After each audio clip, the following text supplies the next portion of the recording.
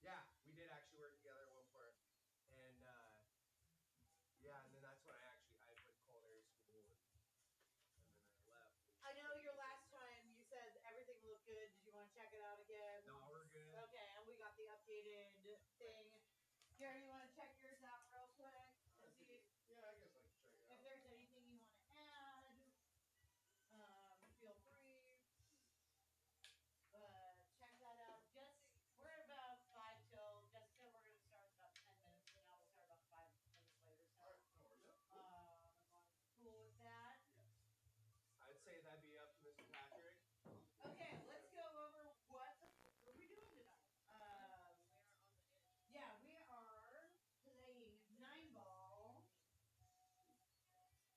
Are we just playing like straight 9-ball rules? Any deviations from classic? We're gonna alternate breaks. I was just gonna ask. Alternating breaks. 9 on the snap. Yeah. Yeah. Just fucking classic 9-ball. Love it. Okay. Like the flyer, Gary, you're gonna be on the left, and JD, you'll be on the right. Cool. And what is our race to tonight? 15. Oh hell yeah! That'll be a good one. Yeah. For 9-ball. For 9-ball, absolutely. Yeah, because these can go real fucking fast, especially if we're playing classic 9-ball rules and 9 on the snap and all that. Fun. I feel like if you start messing with 9-ball rules, just play 9-ball. Yeah, right. That's how I feel about it too. Same. That's how I've always felt about it. Yep. It's like, if you're not gonna play 9-ball, like 9-ball, play fucking 10-ball. Yeah, it's like they already did. Exactly. They already gave you a different, like a harder 9-ball. Well, like It's called 10-ball. I get it with amateurs, because like it can be hard playing 9-ball. Or 9 on the snap in a tournament, especially a chip tournament. What I don't Like, I loved it when I voted on that. Was like, nope, because man, that's like whack. What I don't like is when they're like, oh, the 9-ball counts in like these 2 or 3 pockets, but it doesn't count in these 3. I mean, I'm just saying 3 for fun, but it's like either make it count or make it don't count. Right. Yep. No, I'm with you on that one too, because it's like either allow it or don't. Yeah, it's weird to be like it's fine in 2 or 4 pockets. Exactly. It most commonly goes in those 2. Right. But it also goes in the sides. I've seen it go in the sides many times. So yeah, it just depends on how you come through the rack. If it's like the whole back to like that, unless they stipulate that they're using a wood rack, like I never saw the point of excluding those 2. That's where the 9-ball goes in a wood rack typically, right? Right. With a template rack, like you go from center it and then can go in the sides just as easily as the back end of the template. So like just let it be. Right. Okay. Reminder that if you get a break and run, it's a red chip. Yup. Go bring red chips, right? No 3-foul, so no blue chips, but don't they look so nice? Oh. There's 3-foul. Yeah, we are doing 3-foul. Oh wait, they're blue chips for 3-foul? Yeah. Ooh. That's fun. Yeah, because you 3-foul in 9-ball? Yeah. Great. Blue chip. Blue chip. Okay. And then classic. So that. if you get a 3-foul, ice cold. Blue chip. And so far we only have 2 people in the blue chip. So. Wait, what's the blue chip? If you get a 3-foul. 3-foul victory. Yeah. You have your blue 3-foul. That's fucking cool. Well, we talked about it so many fucking times on stream that should be its own cool thing because that's hard to fucking do. Yes, it is. And we don't see it very often. So, Gary, did you add anything? Are we good here? Nah, we're good. Okay. Cool. All right. And then alternating break. Reminder of once we close the door and go in there, wait for the 3-pound on the wall before you lag. Don't jump the gun. And us trying to figure out what the fuck is going on, but we're still blabbing about what people are watching. We told JD, so I'm telling you too. Scott Frost will be sharing our link tonight to his million followers. Oh, sweet. So, and that's right.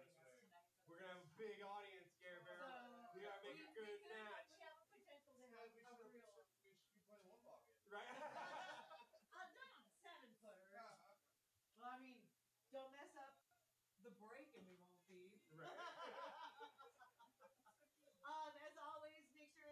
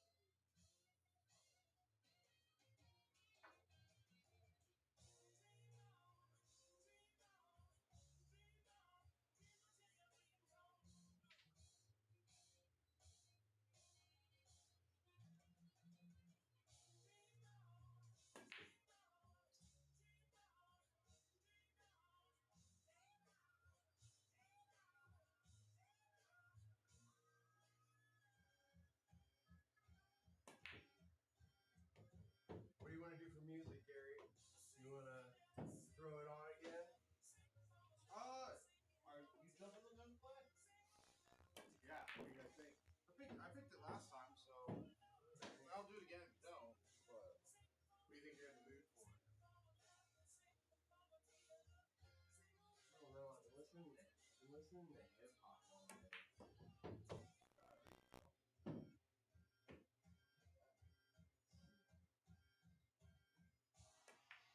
Let's see. I'll probably turn off this fan and turn on the air conditioning. Ooh, love that. Yeah, it's like a little warmer in here than I would have thought.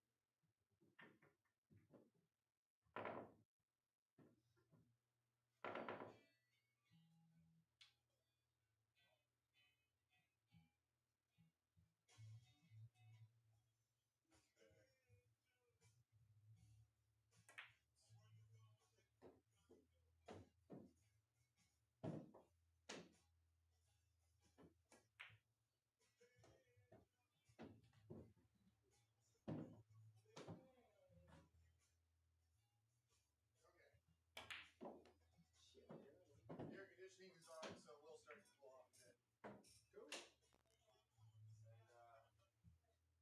I guess we're all ready to close this door, so wait for the sound on the wall. Here it comes. All right, sounds good, man.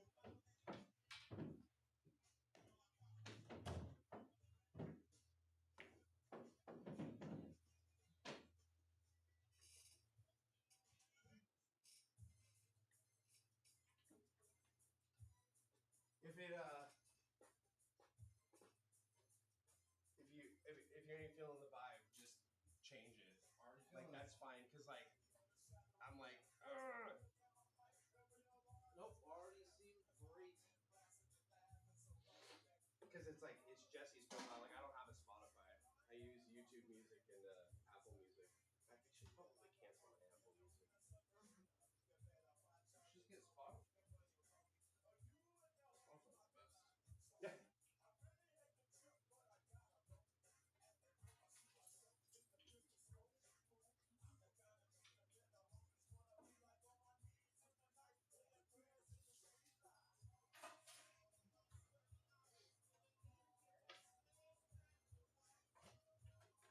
Good luck. Shoot well. I always say that. Thanks. Huh? She said good luck. She will.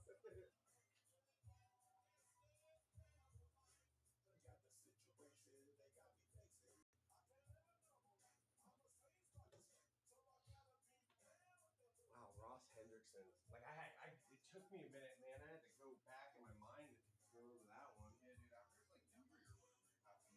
Does he still work flow control? No, he's a full timer. Is he a full timer? Oh, okay. He's like, not really. Well, like I don't know, because I've only known him since then. Okay. He said to me, "Why don't work like since I worked with you, like he would."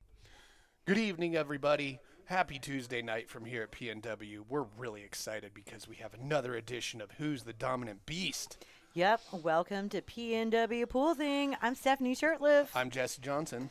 We have an awesome 9-ball match for you tonight. Straight up 9-ball. We've got Gary Patrick and JD Cantu in this rematch of their, I believe it was in January? It was Yeah. late January. Race to 15 tonight. A few bucks in the middle. That's right. Young up-and-coming pool players. Everything goes in 9-ball. Yeah. Right? So, that being said, let's pound on the wall and get these guys started. Do it. Do it. Let's go. Who's going to be our dominant beast tonight?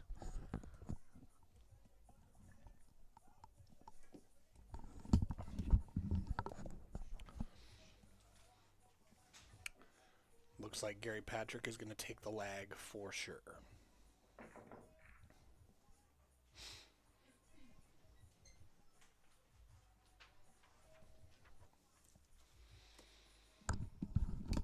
Now, are they doing alternate break or? Yep, we're doing alternating break tonight.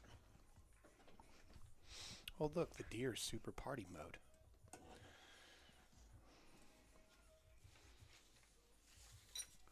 Are they racking for each other? Apparently so. Yep, it's rack for your opponent. All right. For a minute there, I was like, did I really just get it wrong that Gary won the lag? No. I get it. You question everything that you see with your own eyes. Mm-hmm. All right. That's a pretty strong opening break for this match. Not only did he drill the wing ball, but he's got a great look at this one. However, tricky path to get on this two. What do you think? Super tricky to get back on this too. I mean, maybe just a high inside ball can do it. Or maybe he deals with traffic and goes the other way. I like high inside. That's a good, reasonable way to get there. Looks like he does too. Oh. And look at this. Wow. Here it comes. He's blocked by Is the it going to get 9. there? Not quite. He's got to remove Pineapple Man's cod piece from the table. Pineapple Man. Pineapple Man. Again, what does he look like? I know I got to do the drawing of Is Pineapple he Man. a muscly man body with a pineapple head or a giant pineapple with arms and legs and sunglasses? Because I feel like that version of Pineapple Man with the arms and legs coming off a pineapple. He could just like that save the version- day with his personality. Exactly. He's like Kool-Aid Man. He seems cool, right? Like he's going to bust through your wall. He's wearing sunglasses. Okay. Good Oh, hit. look at that. Good hit. And looks like he is going to get safe too. I think JD might have Nice. a very reasonable rail first shot on this too, but No clear path. Going to have to use a rail. I like it. I do too. He swings the cue ball around that mess, and the 6 is blocked by the 4 is blocked by the 6, so maybe he'll have a combo next. but Yeah, it's- he's got to get out of there or stay in there and shoot this 4 to the side. Nice call. He stayed in there. I love it. You know, it's 2 options. Get Yep. out of there Or stay in there. or stay in the shit.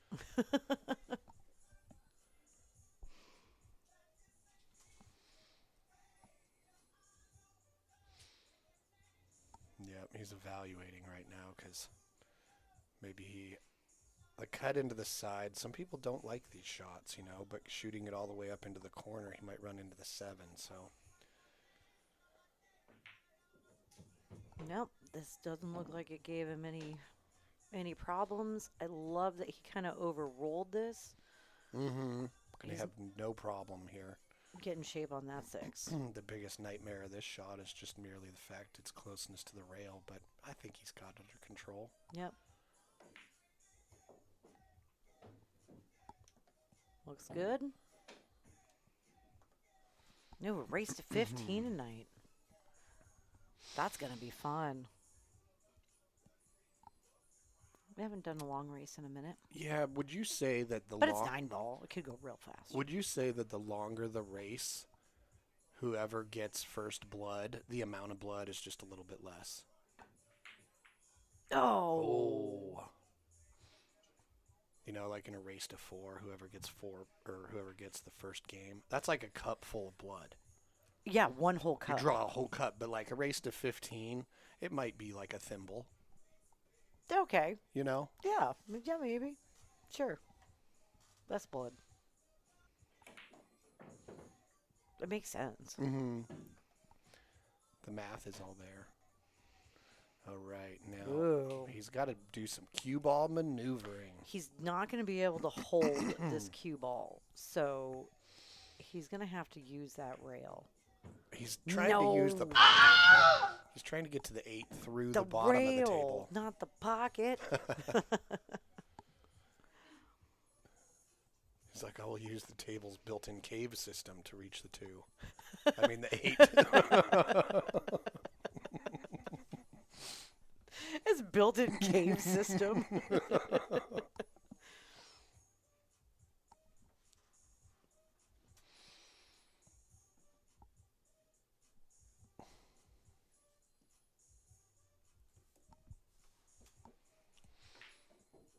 Nice little maneuver there. Yeah, JD's got to be over the moon about getting this game back.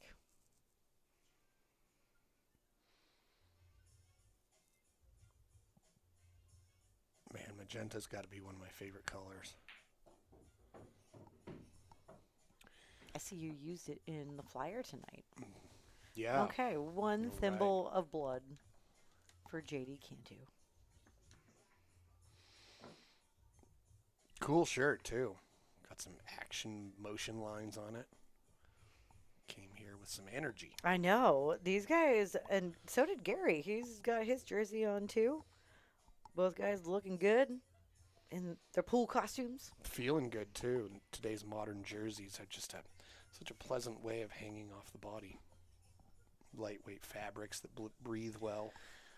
Agree, but I mean, boobs make everything awkward. Nothing fits great. Right. I can't imagine like wearing a baseball jersey from the 80s with boobs. Like, Yeah, you're getting choked out nonstop. yeah, it's like this thick polyester that's sewn on there with rope. Well, And it's designed to last a long time. And each letter of your name is its own piece of fabric. okay. Well, Yeah. And you got to move around a lot in that? doesn't seem comfortable. No. But then again, neither did like a 3-piece suit with the vest, and pool players used to wear that, I was just gonna say, think about old-timey pool costumes. right? Have a top hat and show up with a cane. Well, yeah, just like a 3-piece suit. Boy. Possibly, if you weren't wearing the coat, you had to have arm garters or something. Absolutely. Okay. So yeah, a real upgrade in pool costumes. Oh, I like that. That was a smart move there. So he just sunk the 9 ball And as his push. left Gary the shot on the 1. Mm-hmm. Smart maneuver there. Some people call that strategy.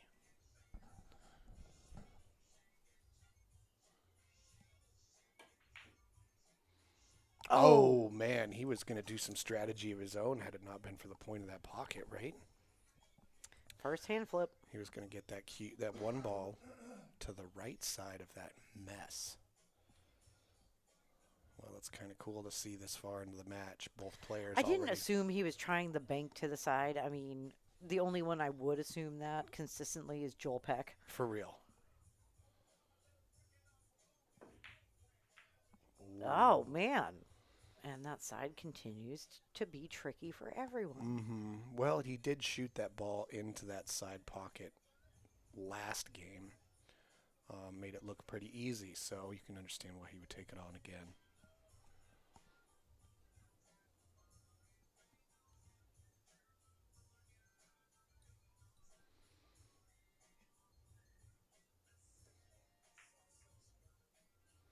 Oof.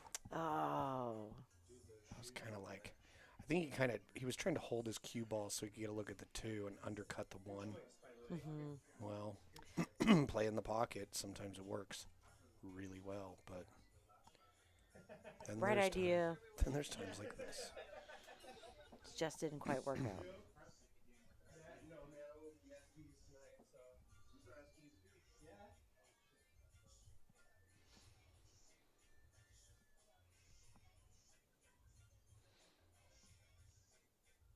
Yeah, not too hard to get shape on the 2 here, but after that, you can tell that 3 ball is pretty tied up. Honestly, if he just floats forward with a bunch of follow, you got a 3-9 combo from that angle. Oh, if he can miss the 3 and the 9, yeah. Yep. Just Not float forward. I'm not sure he can miss him, though. Oh, he decided to draw out of there. I like Probably better because this. But I'm just saying, if you're taking a back cut on that 3, way easier than going at it from the left of it. Yeah, I think he played that the right way. Because Shoot it out. Now everything's really opened up for him. Smart decisions. Mm-hmm. Yeah, so he'll probably just try and lessen his distance that he has to work with on this 6. He's so straight on the 4. He's not going to really be able to do too much to change the angle he's going to end up with on the 6. Now he just needs to pocket the balls. Maybe he goes forward, though, yeah. Boom. Don't get behind it. Oh, no. he went on an adventure and it bit him. Kablam. There goes his pinky toe. He's down to 9 toes. Yeah, he was trying to manipulate an angle out of what he had.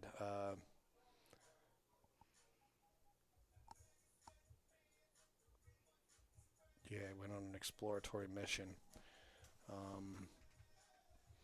himself in some sure trouble here, though. I mean, to be honest, I think that Oof. the 2-rail out of the lower left corner, He's going for off the point. this is wacky. He's got a chance, though. Oh, and he Yeah. ended up being short. Well, it was either that or he was worried about hitting the 7 first, you know. Yeah. So, I mean, that was, as far as recovery shots go, I really appreciate that attempt he just made. I agree. Mm-hmm.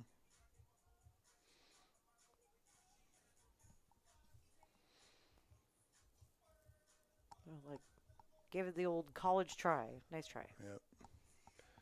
Now, let's see. At this point, Gary should already have in mind what side of the 8 he wants to be on to get on the 9.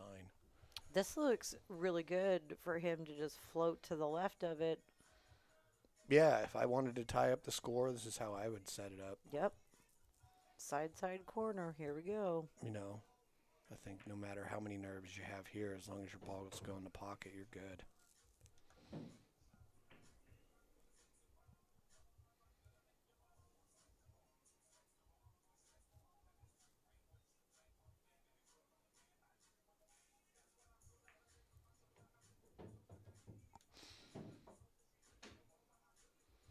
Yeah, I know. I was feeling like he wouldn't prefer to be cutting the ball backwards to make it, but But he handled it Sure did. just fine. 1-1.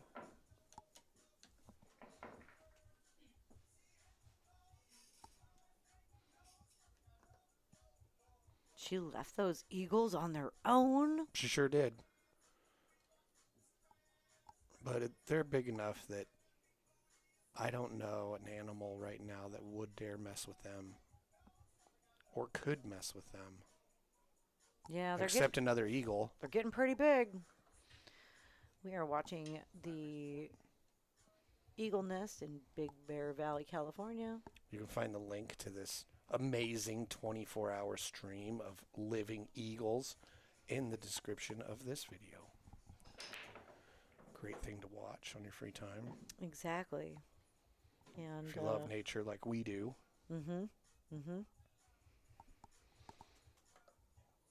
it's nice watching nature cams while you're shooting pool. Because not too much happens on them that's distracting, but sometimes you see some really cool shit. Mm-hmm. Like an eagle getting harassed by a raven, and then it decides, I'm going to kill that raven, and it kills the raven. Yeah. Just straight up gangster shit. We saw the two babies, one fish, like trying to rip apart a fish together and playing tug of war the other day. That was really cute. That was. Nice shot. Man, can you imagine if the fish was still alive? Two monsters like playing tug of war with your body? Ugh. That sounds terrible. Right. I'm glad giants don't exist. Or T-Rexes. But yeah, I guess you can get into a situation like that pretty easily in today's world with like crocodiles or something. Yeah. All right, back to pool. What is he going to do with this 3? I mean, no matter how thin he cuts it into the side, if he can, it's going to be real hard to hold the cue ball for the 4. So he's got to go back and forth and stay to the left of the 4. Oh! Just tap it in. All right. Nice shot. I mean, reasonable shot here on the 4 with a real good chance of some automatic shape on the 5.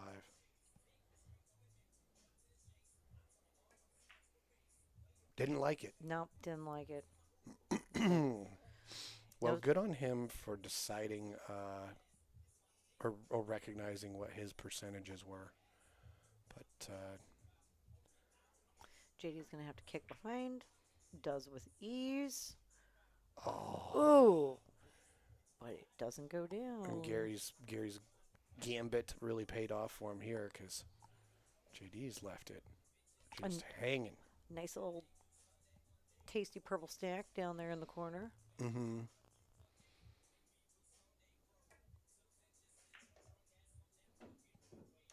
Yum, yum. Okay, he's got some distance to this 5. It's not straight in. 6 has limited pockets.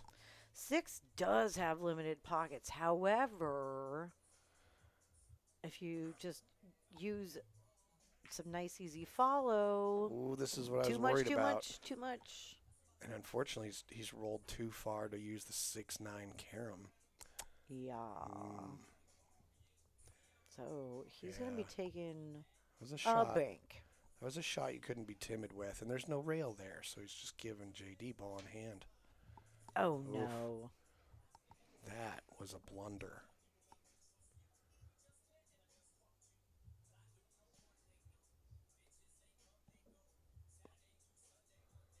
But, it is still early in a lengthy match. Oh, yeah. Lots of pool to play. There goes the 6.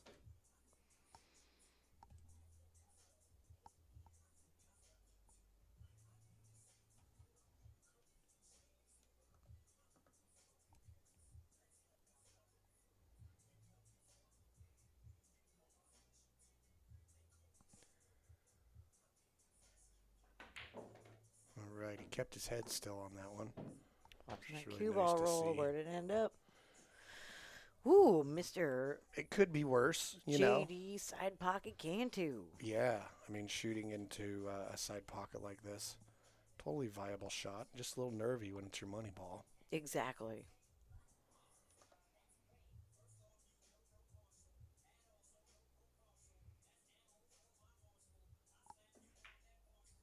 Oh, he gets it Ooh. down. Nice. And makes it look good.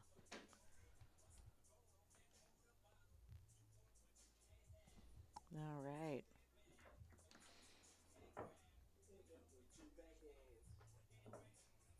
Room's looking good. Yep, Got a as couple- usual. Both of them brought some moral support with them. Got some spectators in the house. Gotta have a cheerleader.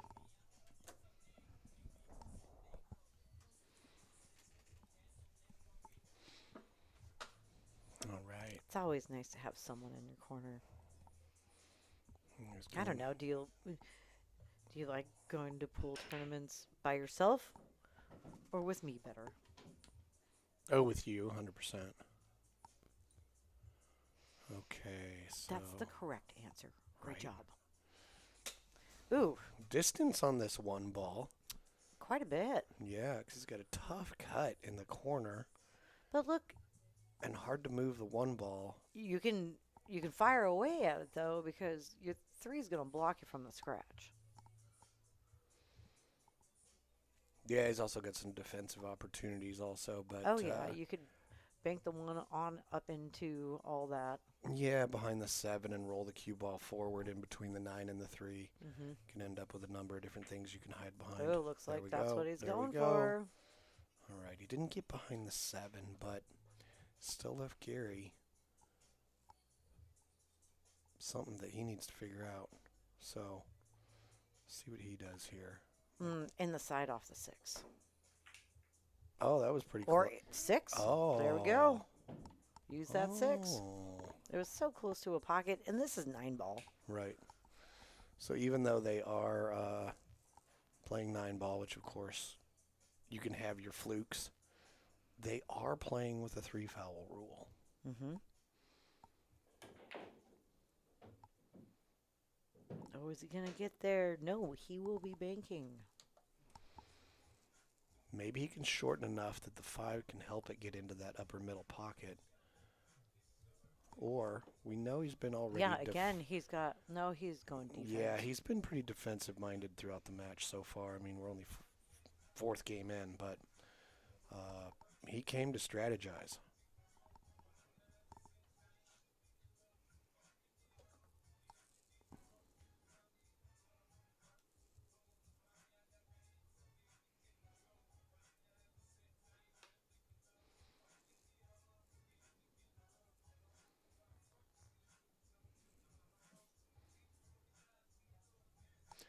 Yeah, no, it was pretty similar to that opening 1 ball shot he had, so Exactly. Here's a redemption shot for you.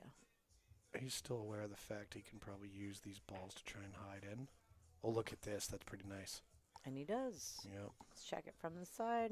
Not even sure Gary can hit the edge of it. Ooh, looks good. And if he can, it's just it's pretty thin. And look at this. He can't necessarily kick at it. So He's going to try to push past it. And he Yep. does. He clips the edge.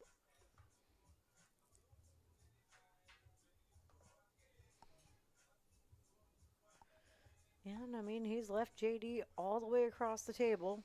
a little bit of a tester, but odds are real good if he sinks this too. The cue ball is going to bounce off the short rail into a gigantic area for the 3-ball. Mm-hmm. So, this is also... Like the size of Nebraska out there. Mm-hmm.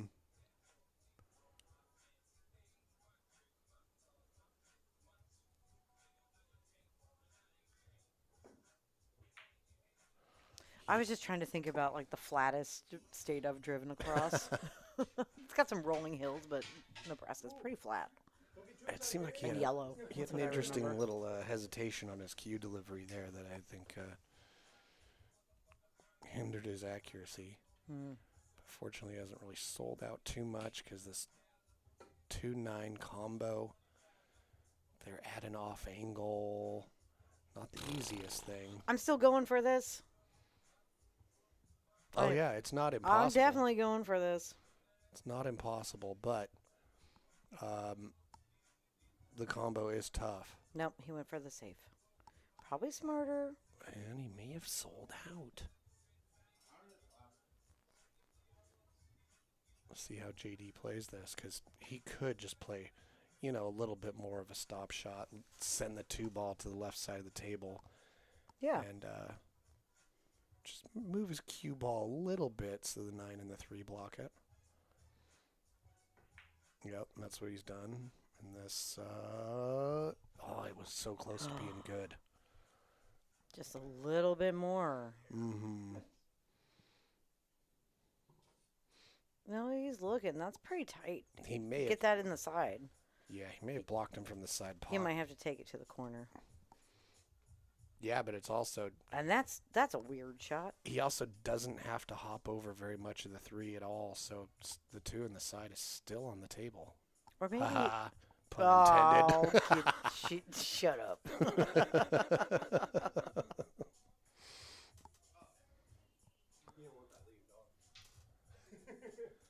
All right, that was a successful save for JD It sure was. when he gets back to the table. Successful save results in ball in hand.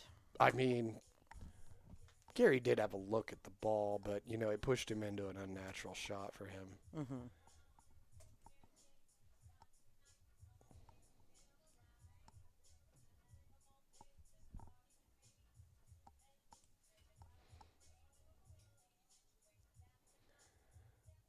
Bank isn't really on. No, you gotta take this cut. Oh. Well, look at this. That's not going to be too terrible. It's almost like he planned it. Well, it's almost also like he undercut it trying to hold his cue ball, and it happened to work out for him. Yeah, how can you hate that?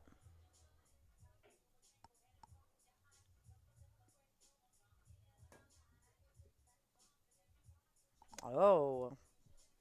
Another successful save resulting in ball in hand for JD.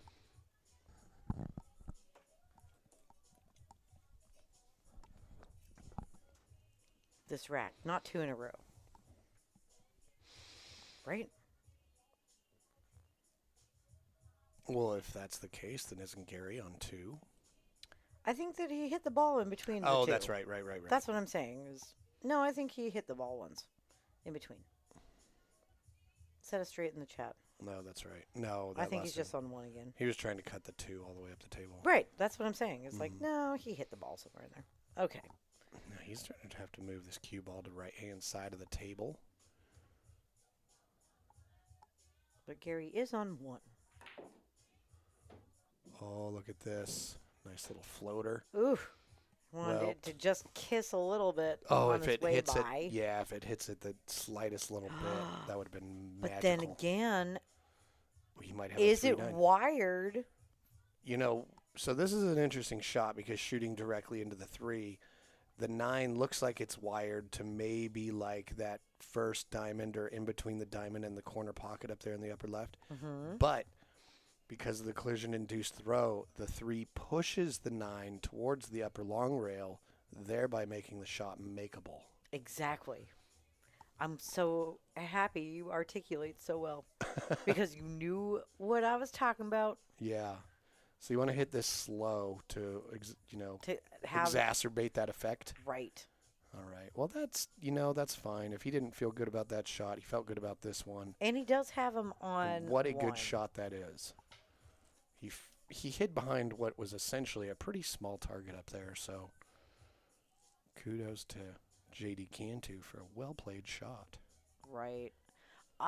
He's going one rail. I like coming out, doubling the corner and going 2 rails at that. I liked it too because it's a bigger ball that way. well, also he had to widen that up a lot to reach the 3. Now He's on 2, right? Now he's on 2.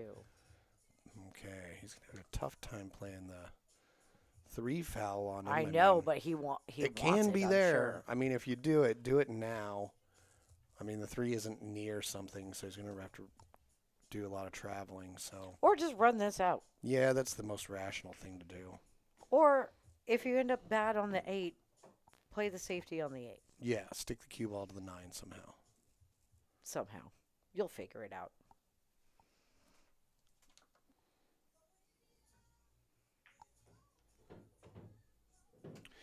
Actually, this is a pretty good angle to get position on that 8 in that upper left.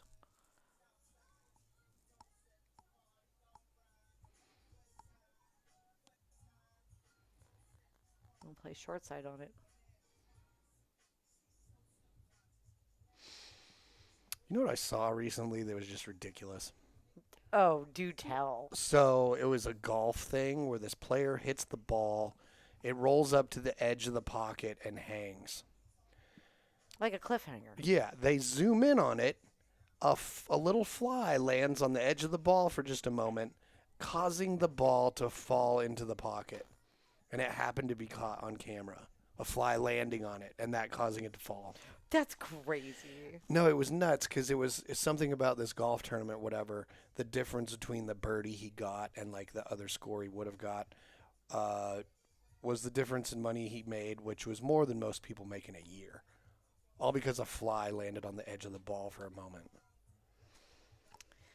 That fly is probably his grandma or something. Reincarnated.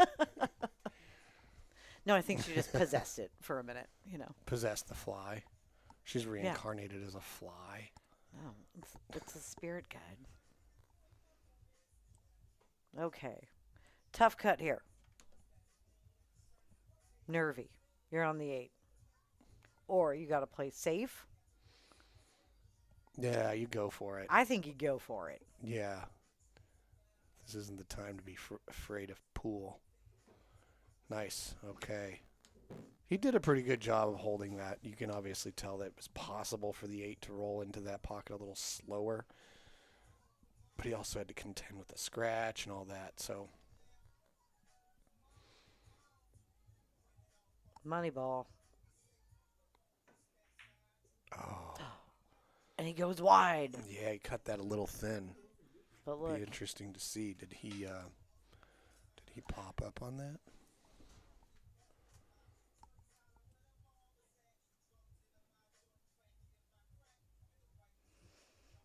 Well, I mean, at least he got pretty close to the rail with the cue ball. Yeah, It doesn't matter. I think it was just some distance money ball nerves, to be honest. Classic distance money ball nerves. But we've all been there. Yeah, we have. Man, a lot of Back fun, to tied. a lot of fun colors in the room tonight. Oh, I know. It's so colorful. And then there's Stephanie, little Pinky Dinky Doo over there. Did you ever watch that cartoon? Probably. Pinky Dinky Doo? No, that was like something that was on when my kids were kids. Pinky Dinky Doo. Yep. Okay, he's moved his cue ball a little closer to the rail than he did last time, so trying to get this 6 ball down. Got kicked by the 8. And he does. Now you can tell with he ease. broke the rack, in my opinion, a little too hard because the 1 ball rolled far away from that upper left corner. If he slows it down a little bit, then it's going to dress up in front of that corner. It's kind of an opening hit. Not a super happy shot. Puts it back on JD. Yep.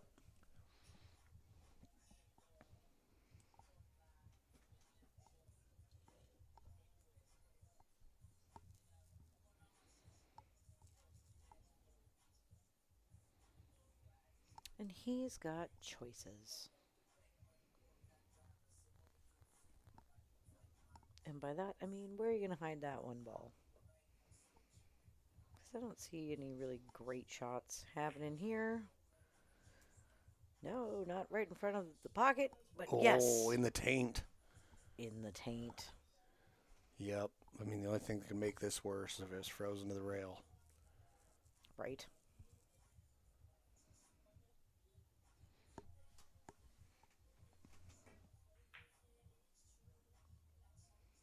Banks it out of there. Tucked it up behind the 4 Ooh. nicely. I mean, the That was only pretty tricky there, Gary. the only downside here is if JD can do a kick and stick on this 1 ball. I mean, from this angle, it's a little tricky to do for sure. I think he's Yeah, you got to come off that long rail. and he's gonna get out with a little bit of draw or something like that. Kick the 1 ball. Don't move the 4. That's gonna be a tricky shot, but it's still early in the rack. Plenty of things to hide behind. Things can happen. One of the things that can happen is you can go rail first into the 1 and scratch. Definitely don't do that. No, don't want to do that.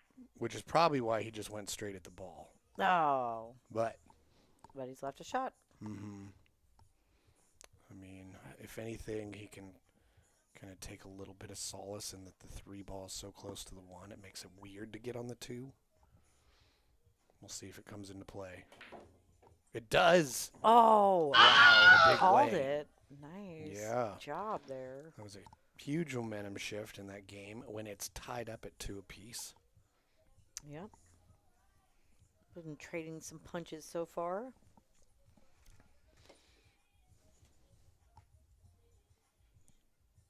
Unlike that Ronda Rousey fight this last weekend, huh? Yeah, that was a pretty textbook submission on Like Ronda's 17 part. seconds or something like that? Yeah.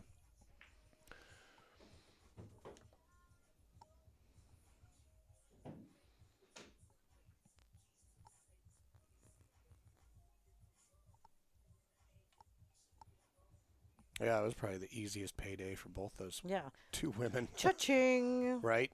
And Didn't no- even have to get punched. really. Exactly. Nobody had to even get punched in the face. Yeah. Gina just had to have her arm stretched a little bit. She was probably going to stretch it anyway. She's like, actually, thanks. You Yeah. popped my shoulder back into place. Everybody's a winner. And the 4 bounces, but not enough. And I would be real surprised if Gary played something offensive on this shot. He's been doing a pretty good job of not taking any flyers. Oh, the 5 came into play and Oh. unfortunately has made that 4-way makeable. Way more makeable, I guess. It's made the 5 Less more makeable. unmakeable. Yeah, I was going to say, but the 5, on the other hand, getting weird.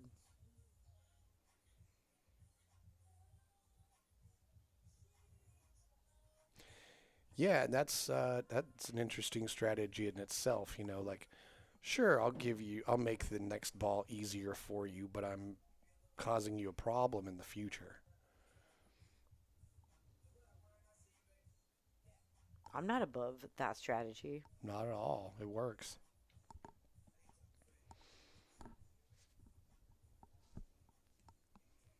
I'm not above any strategy that makes me win.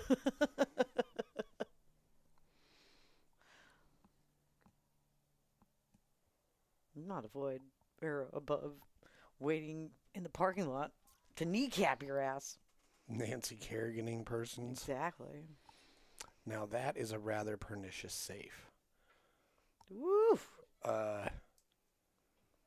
Well, Kicking at the left-hand long rail, you're reaching over the 8 weirdly, and it's a pretty thin window to come under the 7, so you don't really have the whole 5 to hit at. But I think that's about the only way you can really go.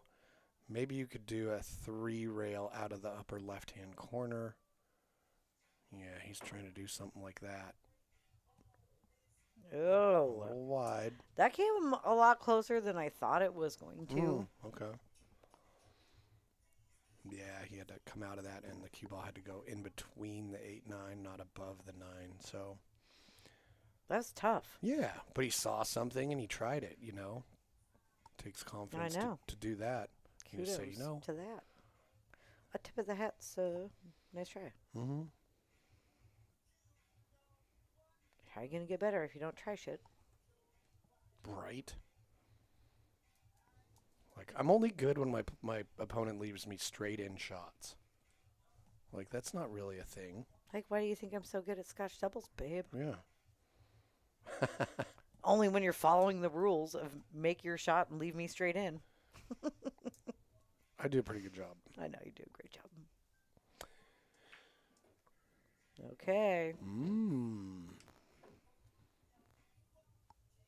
Now, he just had ball in hand there.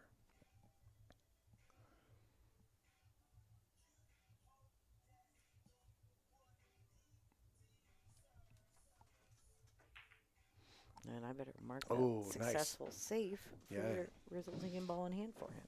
He hit that one nice and gracefully. He did. Okay, now he's going to want to hit this, miss that upper side pocket, hit the long rail, and bounce towards where he's at now. Which is tough because Right? you need to stun it with a lot of outside spin to get it to come back down there. So you got to hit it hard and like center ball, not too much draw at all. Yeah, you don't want to draw. You don't want it to come backwards into that side pocket. So Right. This is a little nervy. It is. For him right now, this and it's side not pocket is a like a foot super wide. easy shot. Oh, that's reasonably fine. Yep. You know, He good made look it at the 9. totally. Not, too crazy of a cut. But it's a cut, Yeah. and it's a money ball. Nice. All right. He gets it. Nice out. Redeemed himself for that money ball in the last time. Nice.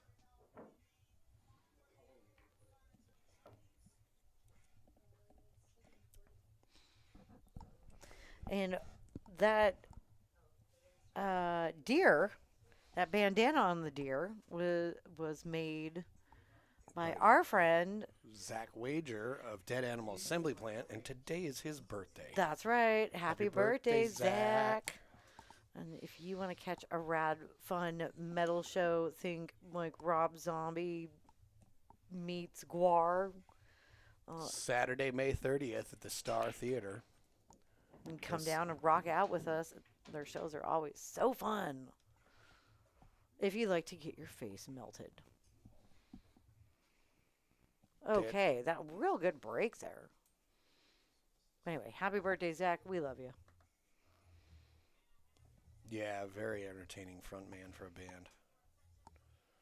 Okay, now the 2 ball, very makeable. This is pretty makeable rack, just an opening tester with this 2.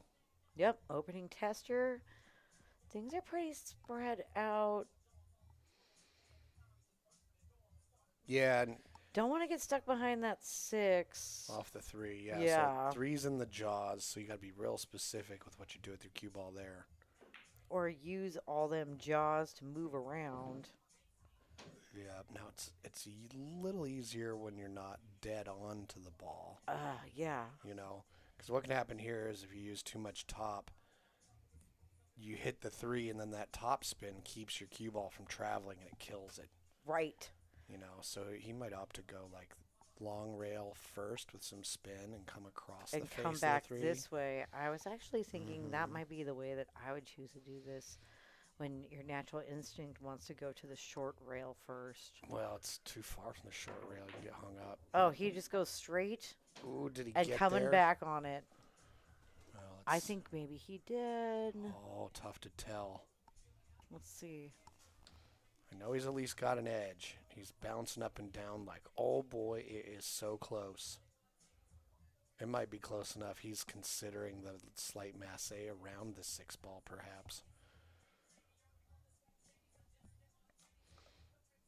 Yeah, his body language says, you know, it's just frustratingly not on. Right. And he's looking into his options. Mm-hmm. So that 6 must be just a tick over the line. Yeah.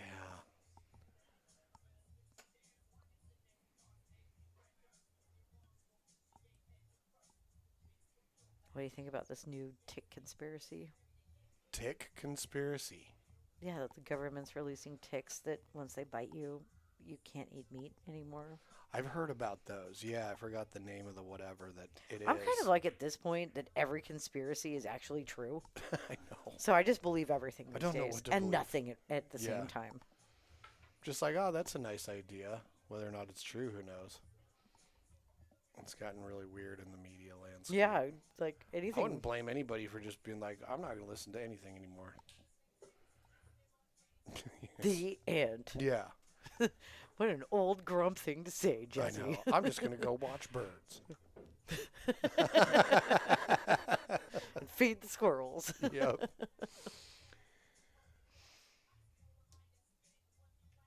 No, I did hear about that. They're like, you know, in order for us to do something about consumption and unsustainable practices, people are going to have to eat less meat. So rather than just say, hey, everybody, let's eat less meat, they're like, let's engineer a disease that gets transmitted I in a know, tick. so nefarious and malicious and like comic book villainy, if it's true. Okay, back to pool. Yeah, whatever happened to let the free market decide? I don't understand it, but I hope I don't get bit by a tick. would never want to be bit by a tick. Have you ever been bit by a tick, period? I mean, nothing is coming to mind, so no. I have never been bitten by a tick. I've had a leech on me before. Whoa. Have you ever had a leech on you? No. They I'm not kinda- against it. They kind of hurt when you pull them off, I believe it. and then it kind of stings for a while after. Oh, no kidding. Ooh, all right. Nice shot. He's flat on this 7. Got to move the cue ball. So if he decides to draw this back, this is going to test him a little bit.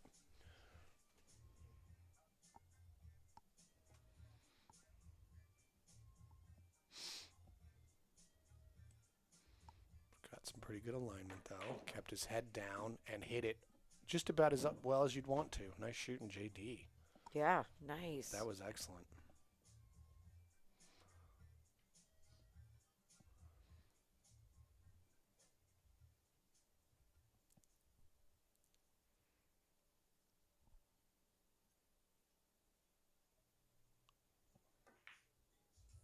Takes it down. Woo! And that will give him a 2-game lead. That's the biggest lead of the night. And with that, they are taking a break. And I was just thinking, man, these guys are cooking. We got started just a little bit late. And they've already played 6 games, and we're only at 55 minutes. Well, Not if they're taking a too break, shabby. Yeah, let's talk about some stuff. What do we want to talk about? well, let's talk about the Boom and Freezer Show. If you like podcasts and you love pool, then this is the podcast for you. You got Scott Frost and Bobby Hilton having some of the most amazing interviews with the people you want to hear from the most in the pool world. I think most recently they had John Lehman, who, if you know who that is, been like the head referee for like CSI. He's traveled all over the world. I love John. Yeah, John's great. We've talked to him several times. He's he's really entertaining. You to might talk to. recognize him from his ponytail. Yep. I think they cut it off, right? Anyway, yeah. So go check out the lineup. They're in there. They just started their 4th season. So if you haven't listened to it before, you have All right. nothing but great conversations to look forward to listening Get to. Jasmine Ocean on there. Let's go. That would be cool, yep. All right, everybody. But yeah, it's also on YouTube, you guys, if you want to watch it. Then Yep. you can see what they look like, too. Yep. With that being said, What are you doing we Friday? got the Cantus here, so let's promote their awesome Scotch Doubles Chip Tournament every Friday night. Down at the Midway in Oregon City. If you haven't checked this out yet, you owe it to yourself and your partner that you play pool with. Oh man, to go do so this. fun. We went and played down on this last Friday night. Had a great time. Saw a lot of really awesome people. The vibe is always good. The pool is always good. Tough competition. Yep, a lot of fun. So be sure and check that out. Yeah, come on down there. And there's also that 10-ball break and run challenge, and I believe that it's over $120 a ball right now. Wow. Yeah, and if you haven't played pool at the Midway at all yet, not only are you missing out, I guess you should also be excited because you haven't been there yet, which means you get to have that first experience where you go, wow, what a cool spot. Good food, great place to play. And you can Fascinating take layout. you can take your kids. Yes. Minors can be in there until 9 p.m. So it's family friendly. Absolutely. And don't quote me on this, but I'm pretty sure that I saw that they're doing free pool on Saturday afternoons now. Oh, right. Yeah, we saw some children doing karaoke there on Yeah, Friday. they have kids karaoke from 7 to 9 p.m. And the karaoke's away from the pool, so you can So you enjoy don't have it. to be annoyed. Right. Yeah. But yeah, saw a young girl singing her little lungs out. It was pretty impressive. So if you got a kid that's got some pipes, go down there and let your child sing. Yeah, you'd be like, you go karaoke. I'm going to go play pool in the back room. Bye. Right. Right. Yeah, but the Midway, go check them out. Go support the Cantus, grab yourself a partner, get on down there, play some pool.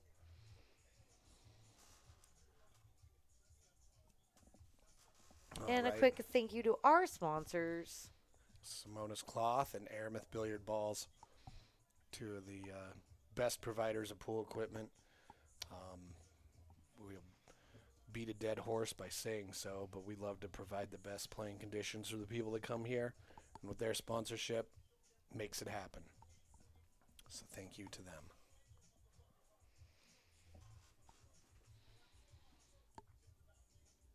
All right. Well, I think I need a little bit of a break myself.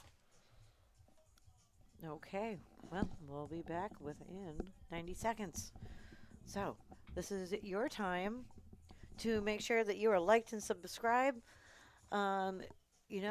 Free things that you can do for us that would help our stream. Leave us a review. Give us 5 stars somewhere. Don't give us 1. Just give us 5. Tell people to watch our shit. It's fun. And then also, we are now booking matches for, let's see, we've got a few spots open for the very end of May, couple days open, but definitely we've got June and July on the calendar. So you want to come, get on the stream, send us a message. We're on Facebook, PNWpoolthing.com, and YouTube. So put yourself out there. Come get on the stream, and we'll be right back with you.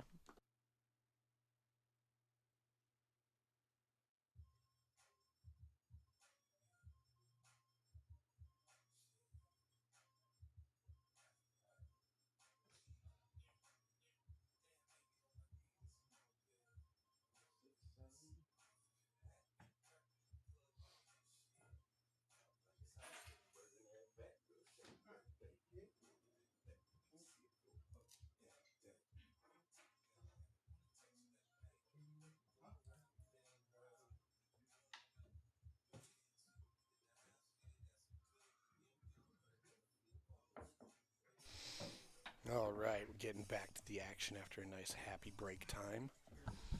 Terrific.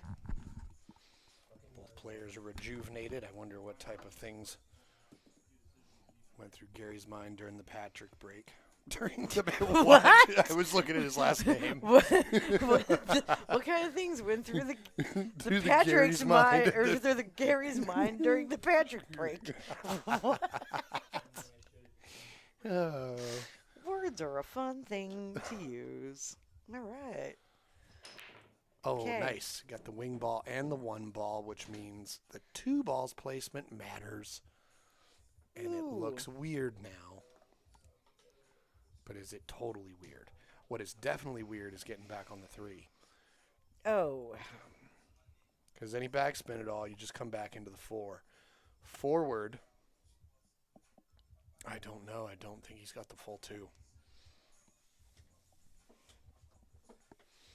Yeah, I'm not sure. He certainly did not. And that is the smart move. And look, it nestles up really nice on that 6. It might still go in. Looks like it does. Oh, I think it totally does, but he's got to go above that 4, I think, if he wants to 3-rail for the shape on the 3. Oh, he 2-rail shapes. Okay, that worked well, too. Stayed out of the pocket with the cue ball. Right, and he's got behind that 8 just fine. Oh, he's going to do a jump shot with a ton of draw and come all the way Ooh. back. No, that would be bananas if he could pull that off. Loosens up the wrist.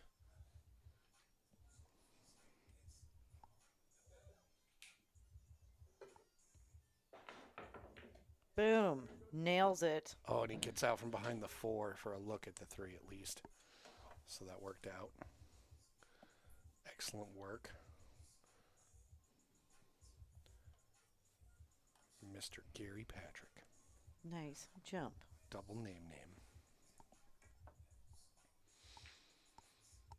Ooh. Ooh, not easy enough with that cue ball, and it travels and gets out of there, and JD has a look. Yep. It's super leaked out.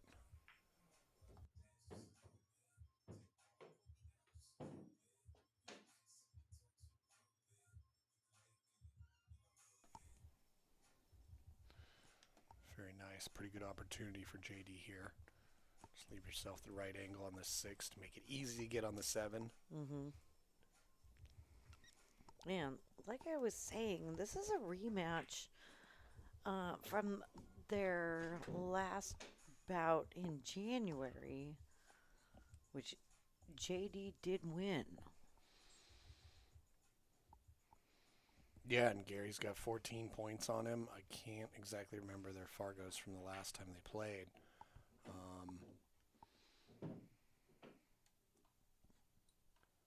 So Gary is like, but my number is bigger. I should win. Still a lot of pool to play. It's a race to 15 tonight. Not only that, with only 14 points difference, there aren't really any shoulds. Exactly.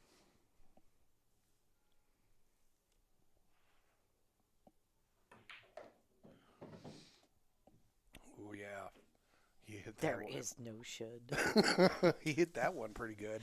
It's like Yoda over like here. Yeah, his shooting confidence is going up. Gary doesn't want to let himself get too far adrift because it'll have the opposite effect on him.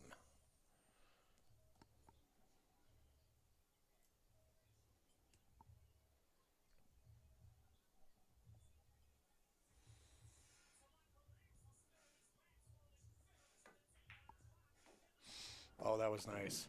Real nice. He had a little bit of an unconventional bridging thing going on for the way he normally shoots, but he wasn't so compromised it lost him the game.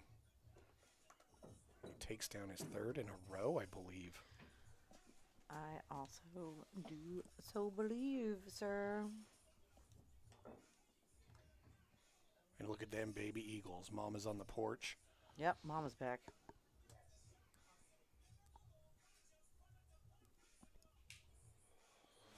Those Couple murder chickens in Yep. the nest. Yep. That is Sunny and Luna. Those are the names that the chicks were given this year. Did you see that grade schools all over Northern California are writing letters to try to raise money Oh, to save the to save their development. the development situation. from happening in the background of the eagle's nest. And I think that's great. Oh, is he going to scratch? No, he is not. It's going to hang until a fly lands on it. Right. And then he Let's wins an guess extra I- $70,000. It's Gary's grandma. Ah.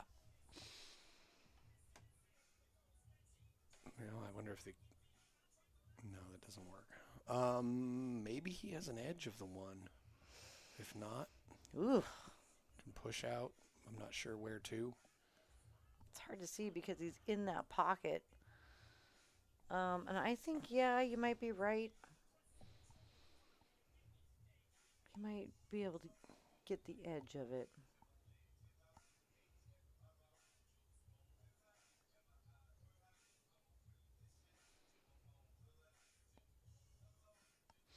Well, if he can do that, then he can probably cut it so it stays to the left of the 6 ball.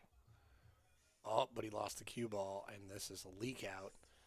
And you know Gary's just super excited to play some sort of counter safe here. He's got a few different things he can do. See what he decides to do. Ooh. I think he totally got him. The only issue is JD can kick, Kick behind it. and he'll probably hit the right-hand side of the 1, sending my the God. 1 to the left-hand side Go of the table. so hard at it, and maybe that 9 goes down. That's an option too, but most likely the cue You're ball. up 3 games. Well, Take a flyer. Oh, man. He needed to hit that. We got a hand flip. He flipped his pink hand for sure. But had he hit the 1 a little thinner, he could have played a counter safe pretty decently. But getting some nice strategical back and forth here. I think this is going to be good. It's going to be great. And because of it's so close to those blocking balls, it's going to be tough to hit it. Can he even kick one rail off it? And he'll have to try to reverse spin it a little bit. Yeah, I think he can do it. Yep. He can do it. Nicely done. Yeah, that was pretty nice. Lefty in the cod piece. All right, we got some great people in the chat. Hello, everybody. Thanks for joining us. Yeah, what's up? Richard, Alfie, Joe Stone, Ed Winter, Luis. Luis. Oh, what's up, Toby? All right. Oh, no. He didn't want that leave on the 2 anyway.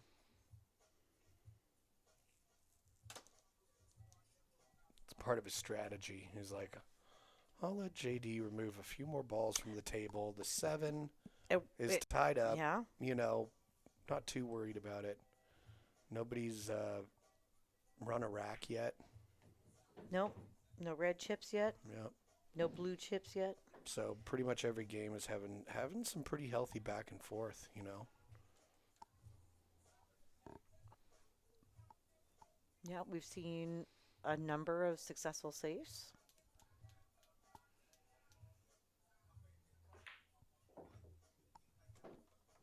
Gary's had one successful jump as well.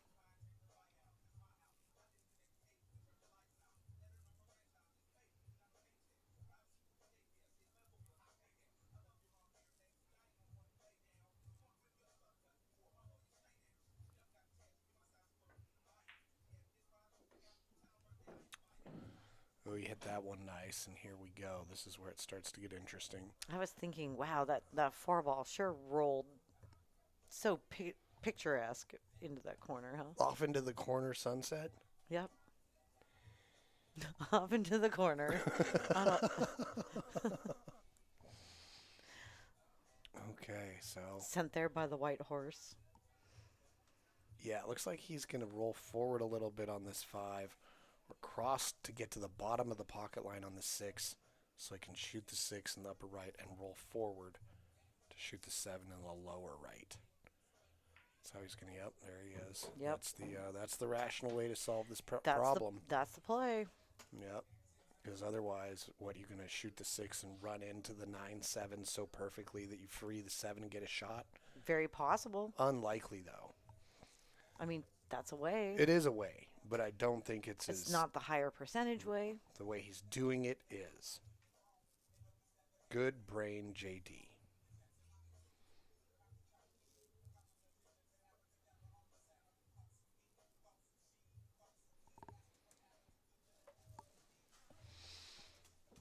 Yeah, looks like he's having a little bit of It's a better nickname than Bad Brain, JD.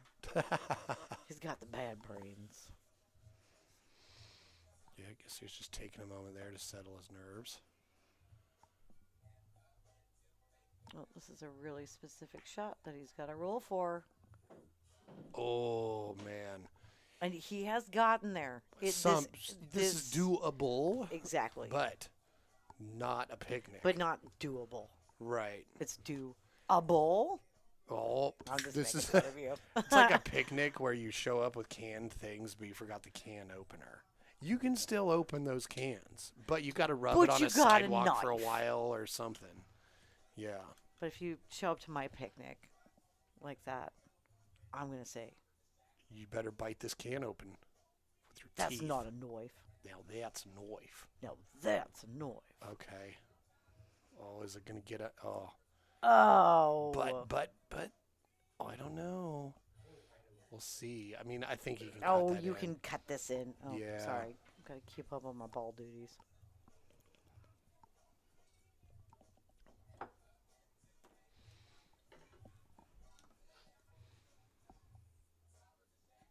Yeah, it's further out there than you would want it, but still totally makeable. Gets right in line.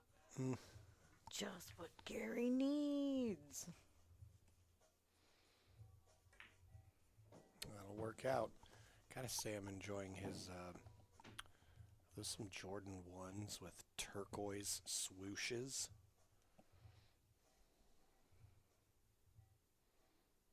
It kind of does look like it, huh? Mm-hmm.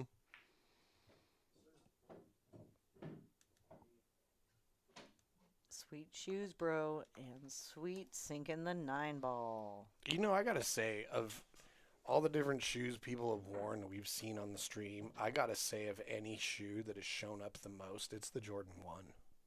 Yeah. Well. That shoe came out in like 1984, 1985-ish. It's still dope. And it's still, though. To this day, people are like, still wanting that shoe. I mean, I think at this point it's surpassed like the Adidas shell toe. Maybe the Vans slip-on. What about Converse? Oh, yeah, Converse was out of the conversation a decade or more ago.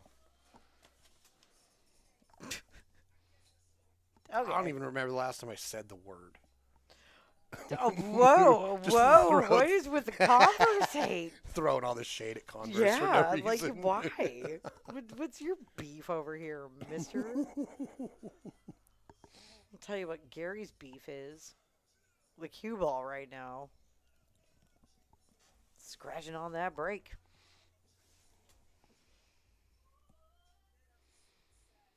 Okay. Oh, JD says, oh, you're on one, are you? How does 2 sound? Yeah, probably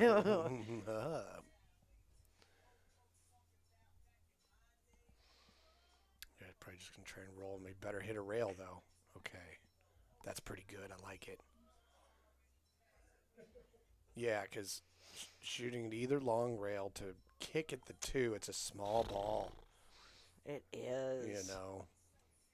But you have to. Yeah. That's the only way. Now, let's see. Now, did he get him close enough to the 6 to really, prevent the jump? No, he's got the short cue out. Oh, he does. Okay. I mean, it's the balance point, Is he more likely to get over the 6 or more likely to be able to hit it? And he thinks get over the 6. Oh, but he hit the 6. And made the 5. It's different now. I mean, I guess if there's one thing he did do in his favor, he Or are they has- debating it? Well, the 6 moved. He hit the 6. Oh, I know. Right. Yeah, that's where I was. The 6 rolled forward. I watched it. I Is he saying maybe he hit it with With his tip hand. or his cue? Right. No, we can leave it there. It's Huh. I think on that. Hmm. Yeah, exactly. That's why I was like, Let's see what they decide. Honestly, I was gonna say before she says, I was gonna say, dude, it's your. Yeah, he must have hit it with the tip of his cue, and JD is like, okay, well in that case, that's a cue ball foul rather than a foul. Yeah, I don't. I'm not claiming to say that I know what I saw him hit it with. But look at that. Then he just walked up and made the 2. But didn't leave himself for the 3. Why would he do that? Yeah, he just kind of came up and whacked at it. Maybe they agreed to do some sort of push type situation, and JD gave it back. Uh-oh. Well, we'll have to ask him about that because that was an interesting exchange and outcome that traditional rules. Yeah, what did you guys see? We all saw the 6 move. 9 goes Oh, down. wow. Yeah, that's all I can think of is that he tapped with his cue stick and said, okay, let's settle this with a push then. Or something. Right.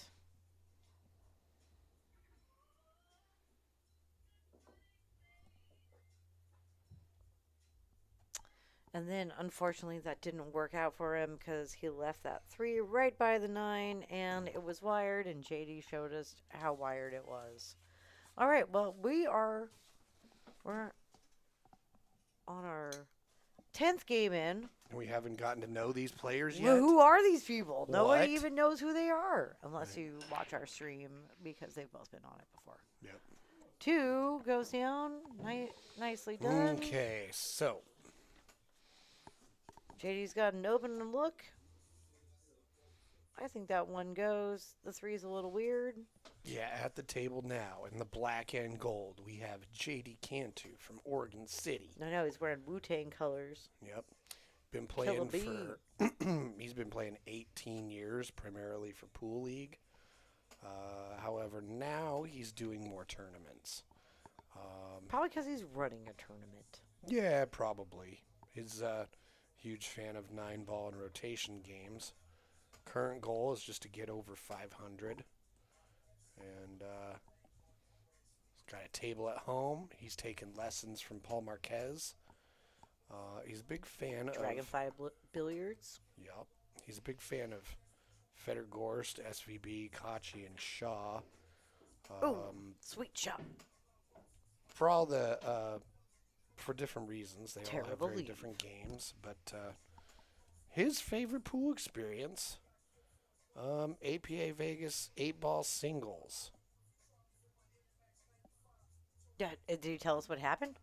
Let's see. Or that's it. That's all we know. Yeah, he's also been in 2 9-ball 500 and under finals, second place chop. Nice. Okay, so Way to go, bro.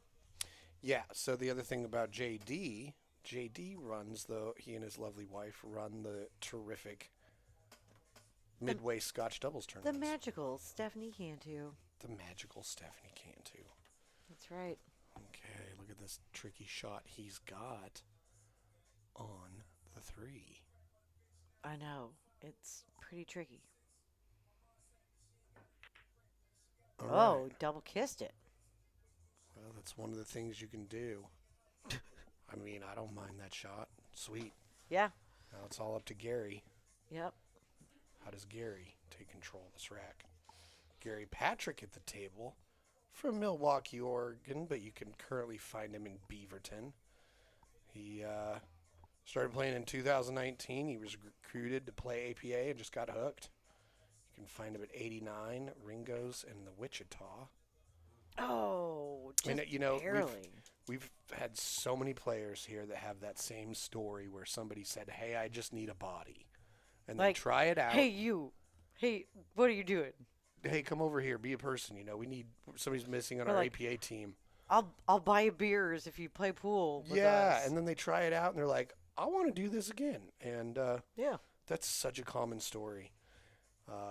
Which I really wish it was a more common story that somebody would be like, oh, I played in school, as a kid.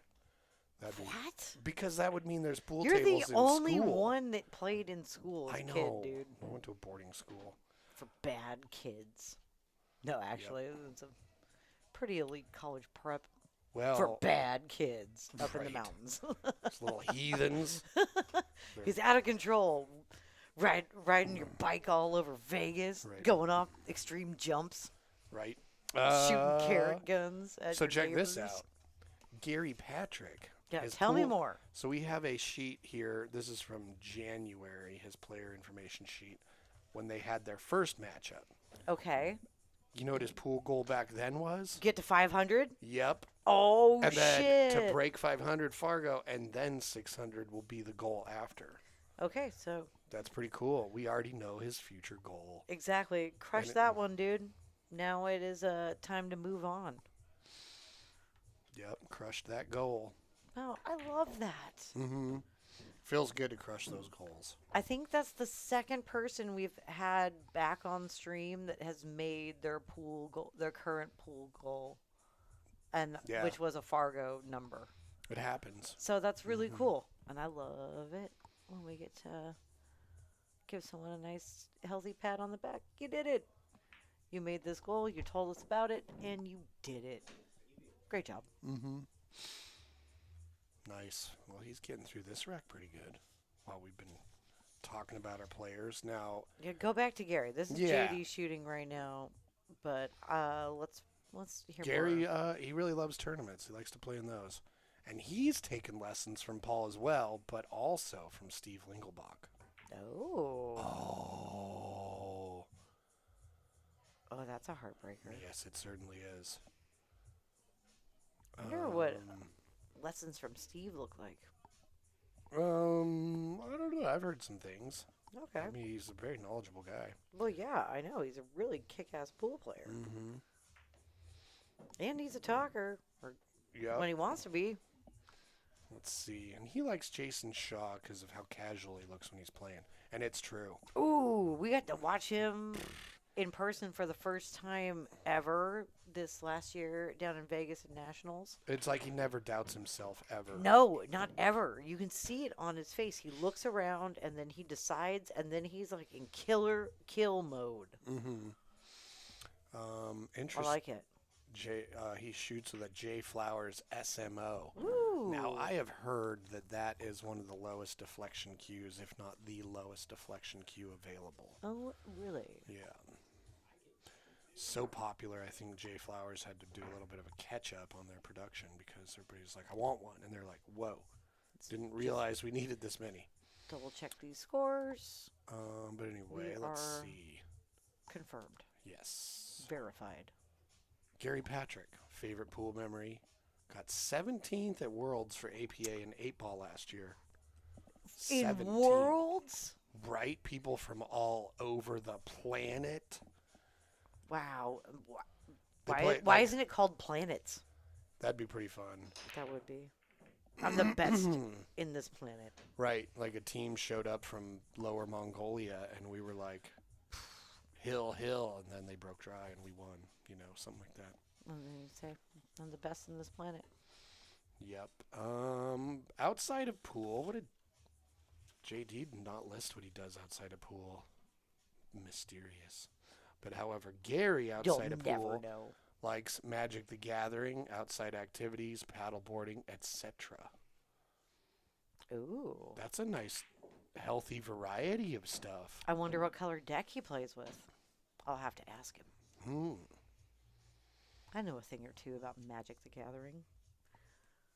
I may or may not have had family tournaments with Shivan Dragons as the grand prize over holidays with my family before in the 90s.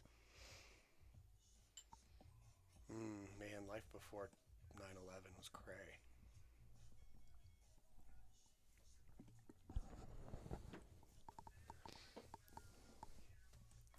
life before 9/11.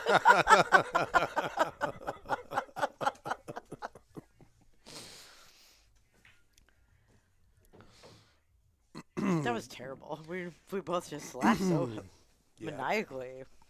Well, he did that shot really nice. Rolled forward really well for this. He's he's in line, meaning his connect the dots are going to lead him to the right side of the shooting lines on all of his balls so far. Hmm. So here, ooh, he's on the wrong side of the 5 now. Getting on the 6 is a little trickier. Fortunately, he can still go forward. Maybe he clips the 9 or misses it.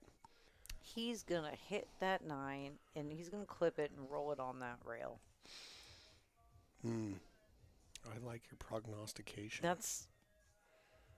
But yeah, you can see if he was just a little bit to the right on the other side of the pocket line on the 5, going to the 6 would be simple. Oh, he went it into bounced it off. with enough confidence that it bounced off, and that was the right decision because anything softer than that. You don't want to put stuff on the short rails for yourself to then have to deal Not with. when you're on a roll. Right.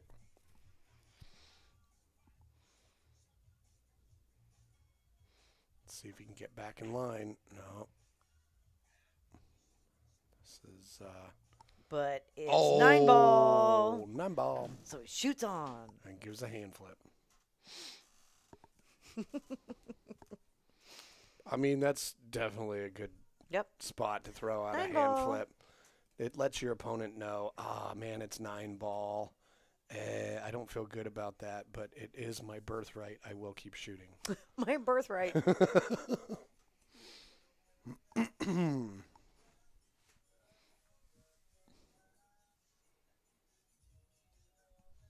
one of the reasons I love 9-ball. Because just when you thought, oh shit, I just missed it. Oh, nope, it went in that other pocket. Okay, cool. Well, I mean, that's why Matchroom has had a lot of success promoting it because, combination of the fact you still get flukes, which makes it interesting. I mean, even snooker, one of the most elevated games there is, has flukes because they're exciting for the crowd. Weird stuff happens, Exactly. But, racking the 9 on the spot definitely changes the break dynamic enough that there's still champions to be determined. Yeah, because 9-ball winner break. Oh, look at this. Bum, bum, bum, bum. Well, that's unfortunate. Nobody loves to do that. Nope. And that tightens the score up a little bit. It sure does. Gary's back within 1 now. Yeah, Gary's not out of this match.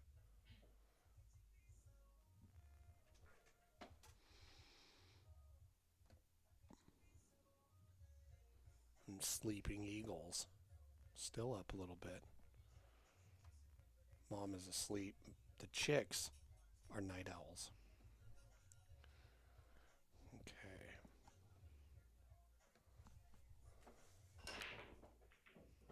Wing ball goes down. Yeah, a little hard on that one. See how it went all the way back to the short rail and then bounced back out again. I mean, he's got a shot this time, but it's not exactly what you would call like a controlled 9-ball break. And look at where the 2 is. It's more of a smash 'em hard, make the wing ball, and see what happens type of 9-ball break. Which,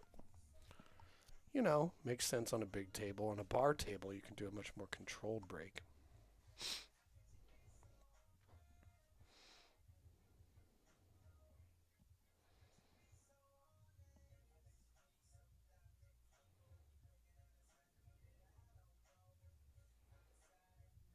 Okay, he's got a thread in between some balls. Look at the 2. 7 can run into that all the time. He missed the scratch, though, and he's going to be able to see it. What are you doing with it? I don't know. I'd probably bank it towards that 5. Yeah, if you're going to do that, what you really want to do is use either the 8 or the 7 to be in between the cue ball and the 2 So you kind of hit it a little bit wider than a half ball hit, but pretty softly. So they separate, and they both go up the long rails equidistance.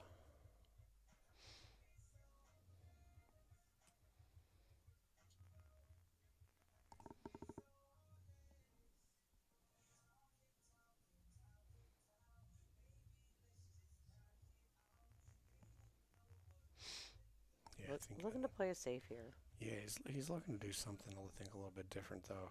Something with a little bit more movement. I think he might be trying to really thin the 2-ball a lot and send the cue ball around the table. No, he was trying to use those. Which is pretty reasonable, but I think he's given him a part of that ball.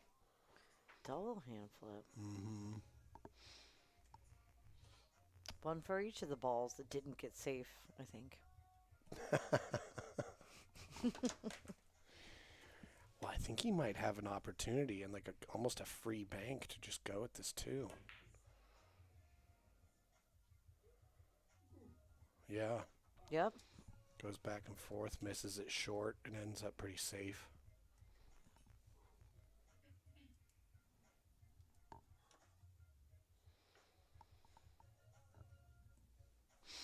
Now there is a lower percentage, like cut it real thin. Mm-hmm.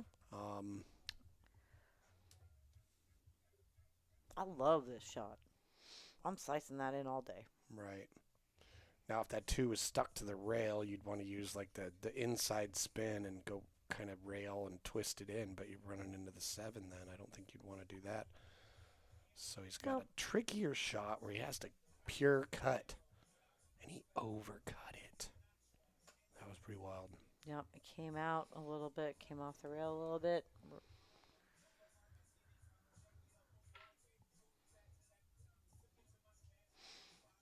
Yeah, that was such a thin cut. It's almost like the 2 just jumped out of the way because it was scared. I don't want to go in the cave system. I don't like bats. Karam here. Nicely done. That was nice. 4 dresses up. This is looking good for Gary. Well, he's got options here, so he can play this slow and keep the cue ball to the left of the 6. Or he can move it a lot and go towards center of the table. I think that has a little bit more margin for error. But he's gone in between those 2 ideas. I like going soft and taking that 6 into that lower side. And then, yeah, you might have a little bit more of a cut on that 7. But no, it's pretty thin. The cue ball's going to travel. And he went too wide. It opened up too much. You know, got a hand flip. That was a pretty reasonable way to make an attempt at it because look what's happened. JD has a real thin cut, but he's got to move the cue ball a lot to get back on the 7. Not impossible, but more challenging for sure. Well, that type of movement, accidentally hit it a little outside. It ends up hitting the 9 and the 8, and now you're got a bank into the 8. Chaos. Yep. Has been introduced. And Patrick's over there with Mr. Burns' hands, being like, excellent. Right, you fell right into my trap.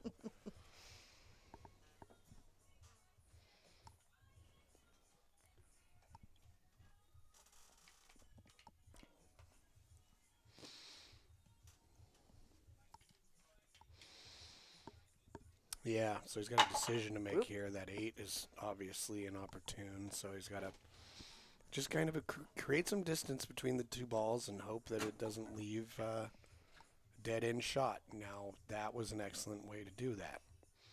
Oh, yeah. Yeah, get that 7 in the middle of the short rail. Let's check this. No, you can see it, but this is going to be a... It's not a sellout. I mean, maybe he can cut it, but I would never call this a sellout. I don't consider this a sellout. This is a tough shot. Mm-hmm. And he's like, hey, remember that shot you had earlier? I can tell you liked it so much. Oh, my God.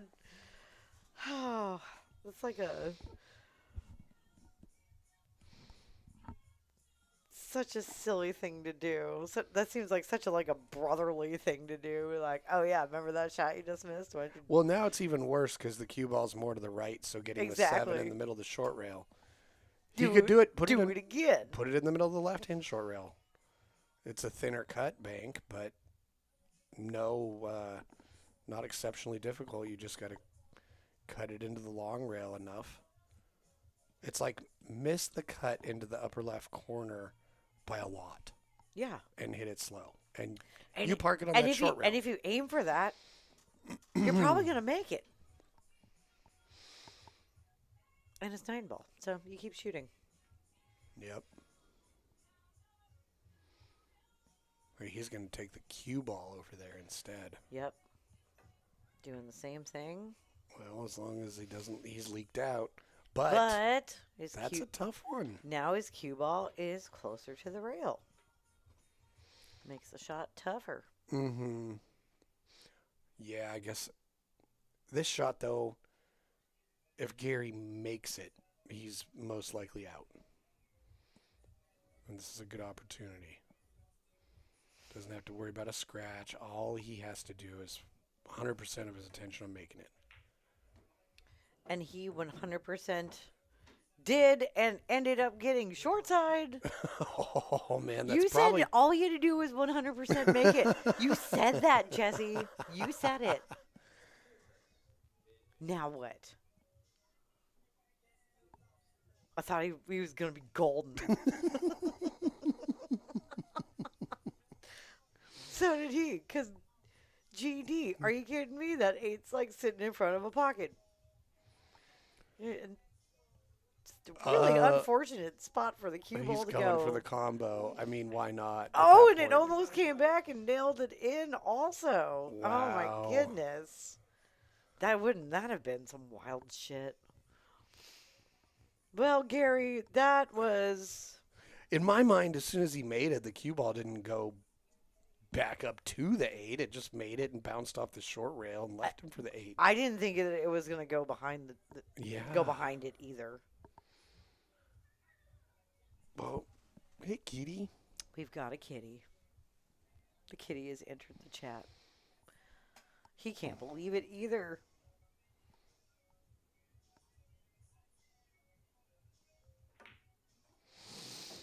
Oh, man.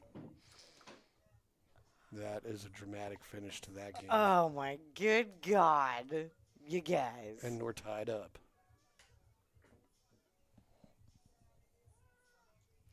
Well, the stream is always fun. Oh, yeah. Like, always. always wacky stuff happens. Love watching pool. Goodness. Sweating the action, all the wackiness that ensues.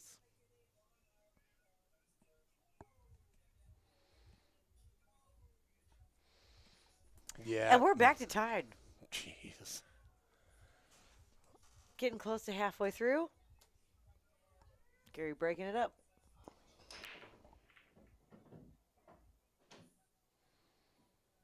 Oh, the way that cue ball and A ball danced at the very end. Right? Yeah, bummer. I hear. And the 3 ball's in the middle, the right hand short rail. Well, not in the middle, but stuck to it all Yeah. bad. The 7's Gross. don't like that. I hate where that 3 ball is. A lot of laughing. Yeah, that's the thing. I think once again, his 1 ball is kind of in the middle of the table. I mean, at one end, but it's hitting a little too hard on the break. Not a bad push out because he's going to run into that 7 ball. Or no, wait. He has the 2 ball. Sorry, I'm still fixated on that terrible spot the 3 is in.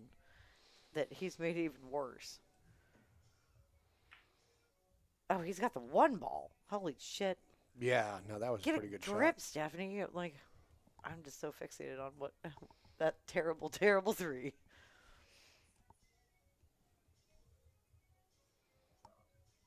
TJ's trying to get people to play 7-ball. What the shit is 7-ball? Oh no, he says he ain't explaining shit. Look it up.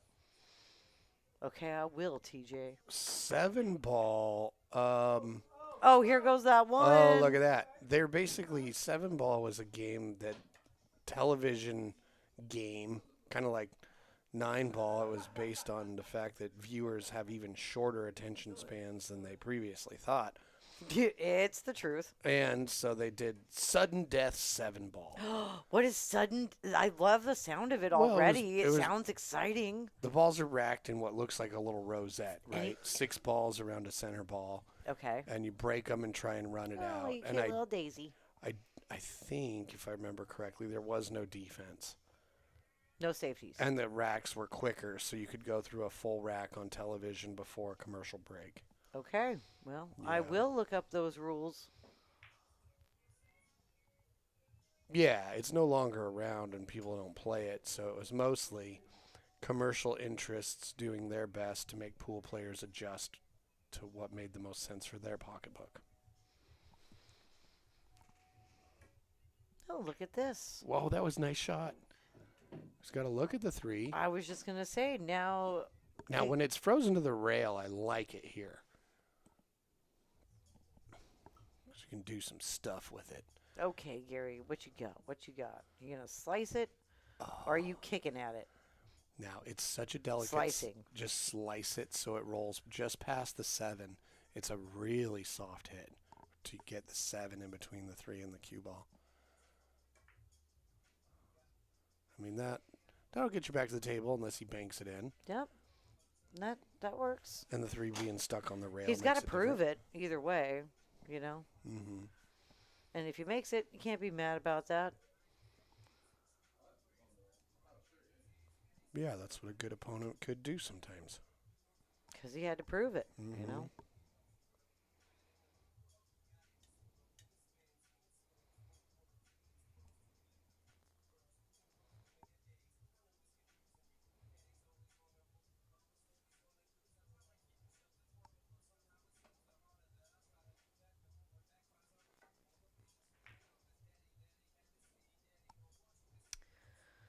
Okay. Well, it's in a place it's difficult to make it. I don't know if it really truly goes by that 6 into that corner pocket. I don't think it does. I don't think it does either, or it's very thin. Yeah, and this is also, it's kind of an interesting layout as far as trying to hide behind something. I mean, yeah, that's If you can't hide behind it. hide in front of it. Exactly. Now let's see him really super thin this. Yep. Oh, and he does. That's Okay. a good one. We got some dirty dogness. That's a pretty good one. So he'll kick at that right-hand short rail to hit it. But, you know, you got to not hit the point of the pocket. You got to hit right next to it, though. Yeah, you got to go. This I is don't looking know. good. Nope. Nope. It hit that Oh. second rail way too early. But he doesn't have to worry too much because it's not like JD has a return. I wish I shot. would have changed to the other. I wanted to see if he put any spin on that. That should have been the real center ball hit. Oh, he's going to thin off this and hope to keep it hidden behind the 6. Oh, because Gary's on 1. If he can get the cue ball behind the 8 here, he's good. That's what he's trying to do. Solid. Here it goes. Oh, look at this. Oh, and he gets there. Wow. Gary's on 2 right now? No, I mean Gary's on 1. Okay. My bad. It would put Gary on 2. I think he He's has, going for the 2. he has to kick. Yeah, he's got to and do bend this. it a bit. He's got to do the same thing. He used a lot of spin, And but not enough. Not enough. I was gonna say that's looking way too short for that. Because a true bank is the center diamond. He's going to try the same He damn hit thing before the center diamond with not nearly enough spin.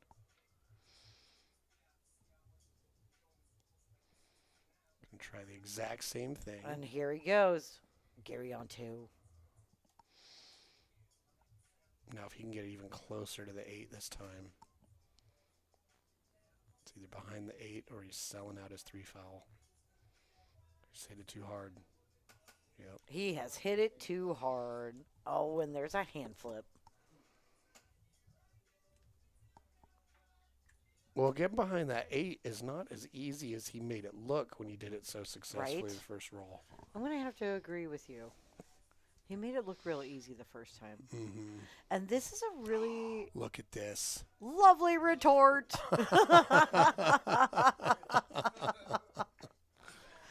Wow. Oh, all that effort Oh my JD puts into gosh. that, and 9 ball goes down.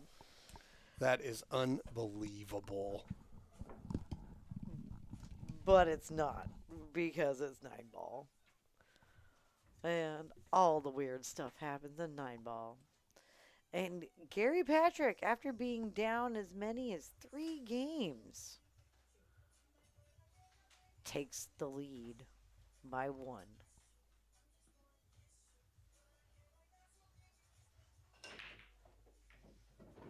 Oh.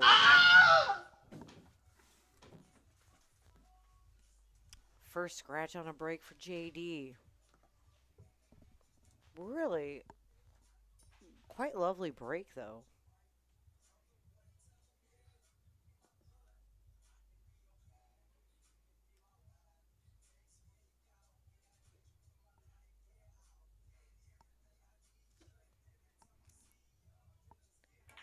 Two goes in the side, bringing it back for the 3.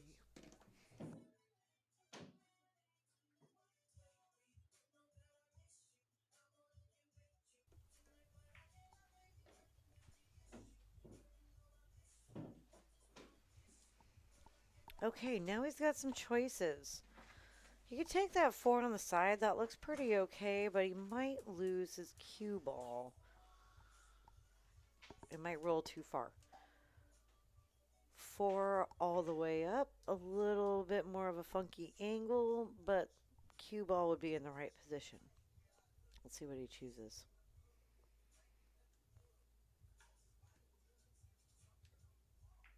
Going for the side, and he nice and softly held. Excellent work.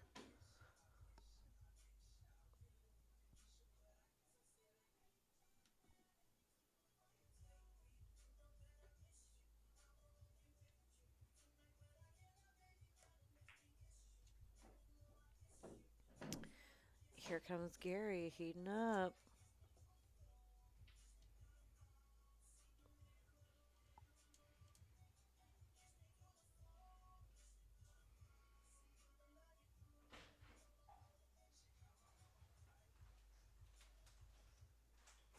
Looks like he's going to push forward and come off, which is really an excellent choice. From this angle, he's going to be able to hold for that 9 ball really easily.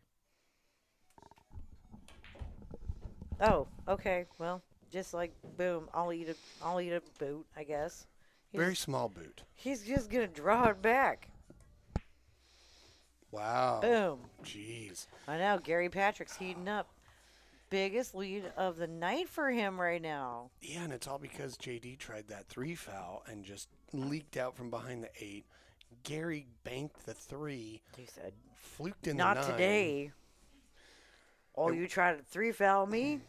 Yeah, fluked in the 9. Oh, flames behind the eyes. And he's going beast mode. Yeah, well, it's been a pretty dramatic momentum shift, right? He was down like 3 games at one point. A couple times. Well, that's the thing about longer matches. You're going to have some momentum changes, you know? Totally. And we're here for it. For all the drama.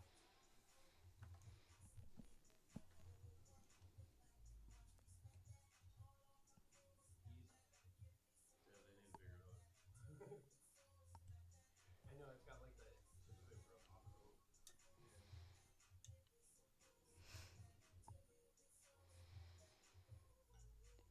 Yeah, he might just try and leave that, roll the cue ball up on the 4 and leave the 1 up there.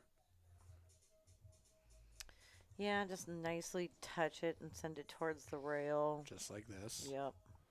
And Gary's got an easy one-rail kick off the bottom rail to hit at it, but it still introduces chaos and uncertainty.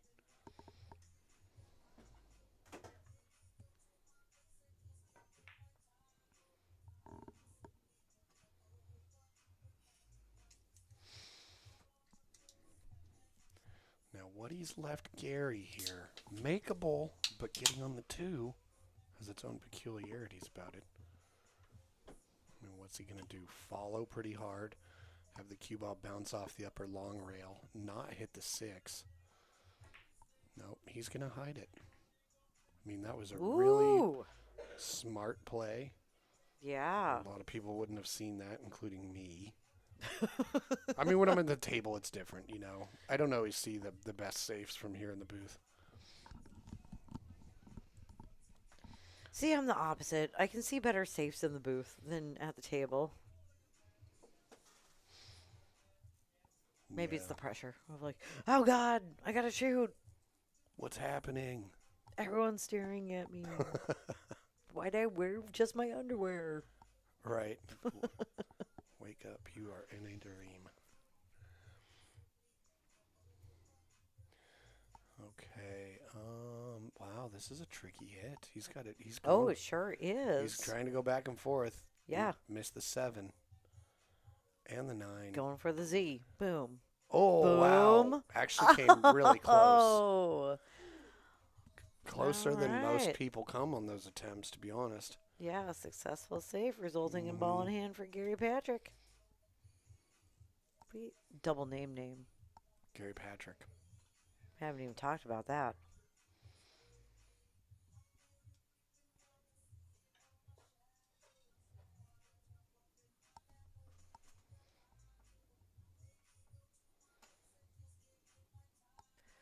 Come off that rail and get a little right in line for that 2. Well, he is in line, but really flat. I He's was gotta just going to say, move the cue ball ooh. to get on that purple 4. This is a tricky one.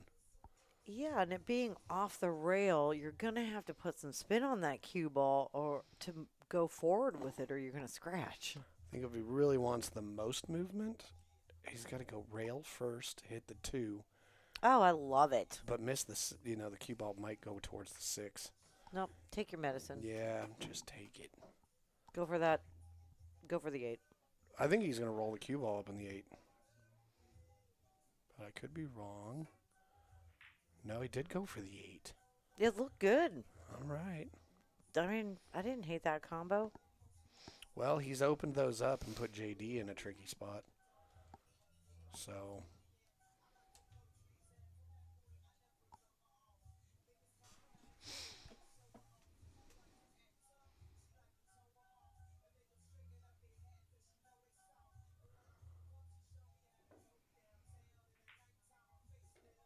Got it.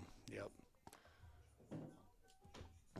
Had he not made that, he would have fallen right into Gary's little trap, but he's escaped its grasp and turned it into an opportunity.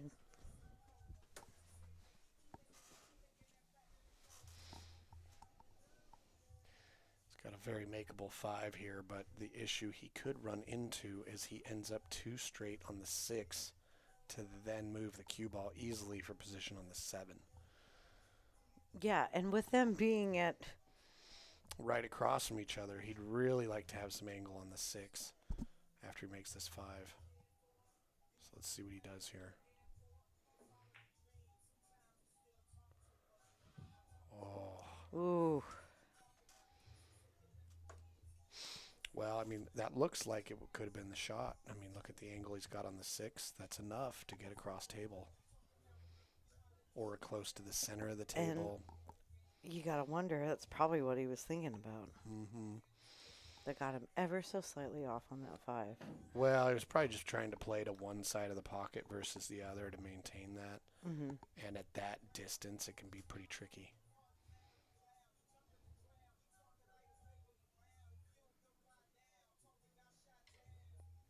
And yeah, Gary here got no walk in the park, but if he sinks this 6, he'll be in a favorable position. Ooh. Actually, too favorable. Now he's pretty flat on this 7, so his best bet here is probably going to be a draw stroke.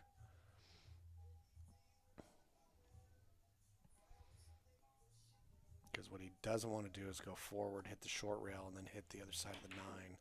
And that's the problem with having to use a draw stroke in that scenario. Yeah, because he tried to To power it. cut it a little bit and missed the 7 because he was worried about it swinging up there above the 8.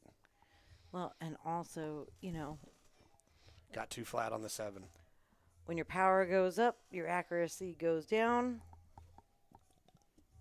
especially on draw shots.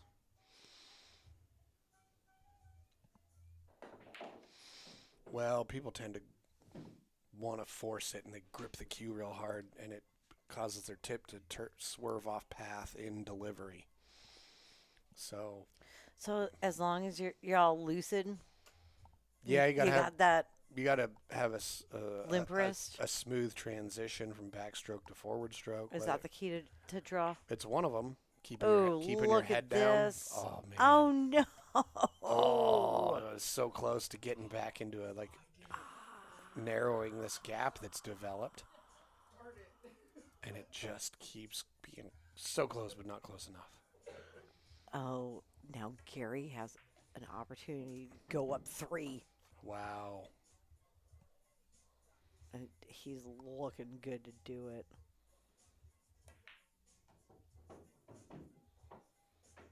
Oh, how the tables have turned. Well, he has won 3/5 of the games played.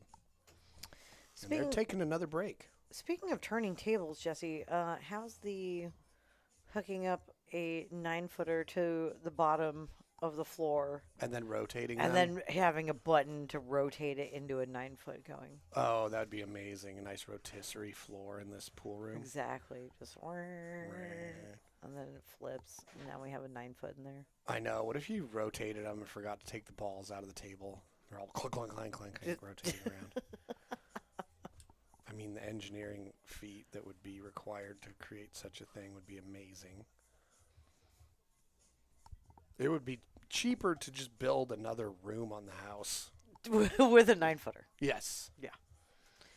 Yeah, but it wouldn't be as cool, I don't think. Right. All right. Well, what do you want to talk about? Let's talk about Craig Hickenbotham and the Meineke here in Vancouver. Oh, we want to give a shout out to our friend Craig Higginbotham. And if you have a car and you live in Vancouver, you have a friend In the pool community that can take care of your car. Craig came and played here, runs a great shop over there at Meineke Car Care. So if you're not sure where to take your car full service. When it inevitably needs repairs or maintenance, go give Craig a call or go see he's him. right down Mill Plain from us. It's so handy. And tell him PNWpoolthing sent you, and he will gladly and happily take care of his pool fam. Yeah, So, and he's got a match on the stream. You can go check that out as well. But, well, it's just like mechanics. it's a really We all need a good one. If it's you're in really Vancouver, uncomfortable to ooh, we not gotcha. know of one and feel comfortable with who you're going to and just hoping that it's going to be a good experience. So Totally. go see Craig. And while we're talking Vancouver, let's talk some Vancouver. Saturday night, Silver Star Saloon. Weekly 9-ball tournament run by our lovely friend Ed Winter. Yep. You may have seen him on previous streams. And you will see him on streams to come. Yeah. Possibly one on Sunday, I Yeah. heard. Yes, Sunday. He and Kyle Sunday. They're meeting up to play some pool. Now, there's some shit talking happening last week at the Midway, and a match got set up, and it's happening tomorrow. No, Sunday. I mean, yeah. It's Here. it's It's on only the 24th. It's only Tuesday. It's happening tomorrow. What day is it? Okay. It's happening Sunday. So, but this 9-ball weekly tournament happens Saturday. So head on down. to the Silver Star Check it out. and get you some clicks towards your Fargo. And last but not least, talking Vancouver. If you would like to play on some 9-foot tables that have tons of room around them, great lighting, keep your big table game really sharp, go check out Northwest Sim Racing. They have 2 9-footers in there. Right around the corner from the Silver Star on Andreessen. A lot of room. Mm-hmm. And we've got a special with them for a prepaid punch card of 10 hours on the big table for $100. If you go down there and tell them that PNWpoolthing sent you. Yep. Which is great for all these summer tournaments coming up, these opens, and such. Well, if you're in the Portland area, not as much 9-foot action as there is up in the Seattle area. But if you want to go up there and play in some of the tournaments, you better step up your game. And you want to get warmed up or whatever and have some 9-foot table time in beforehand, great place to go. The other thing that's going to happen if you go there is you're going to notice all the racing simulators in the background, and you're going to get curious because all the fun and excitement of racing a car, but with none of the negative consequences if you spin out of control. But all of the experience. Let's go do that. We should, yes. Yeah, like this week. Okay, yeah, we'll go do it. But yeah, it's a lifelike driving experience. People from PIR come in to race here at Northwest Sim Racing rather than spend all the money to go like race an actual car that can get all damaged and broken and you name it. So anyway, yeah, and they got 2 9-foot brand new diamonds. Yep, check them out. Super sick. And that's all our Vancouver plugs for you. Yep. Now we've got an eagle, mama eagle, out on the branch. Well, the kids are asleep this time. Far out. They're taking a break. We're going to take a break as well, so we'll be right back. I'm just going to do some high steps. You're going to do some high stepping? Yeah, I just got to move around a minute. All right.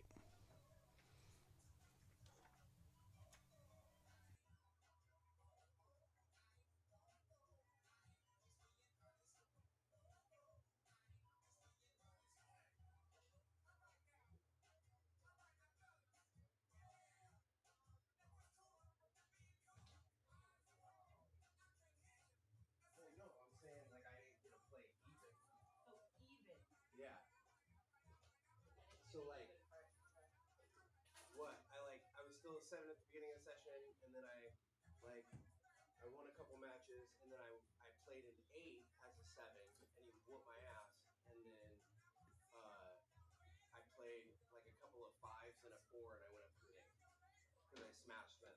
Yeah. Dude, we're playing I missed the Oregon City division, but we're playing kind of like a week one. Oh yeah. Yeah, like I'm pretty sure there's only one other person in our division that's an 8. Yeah, no, we only have. That's the thing about ours is like, there's what, like probably 3 or 4 teams, like at least half the teams, like their highest is like a 5. Oh, dude. Right. Oh, because you guys playing Wednesdays.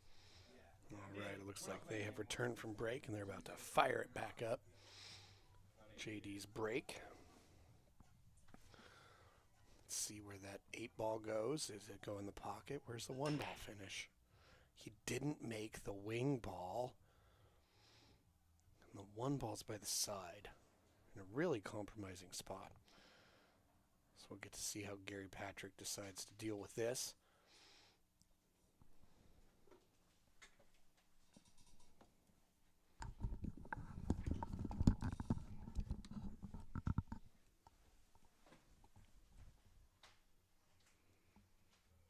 Ooh, look where this one ended up.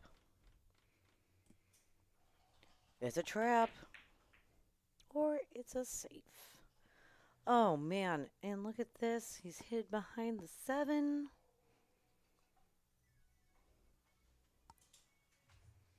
Really nicely.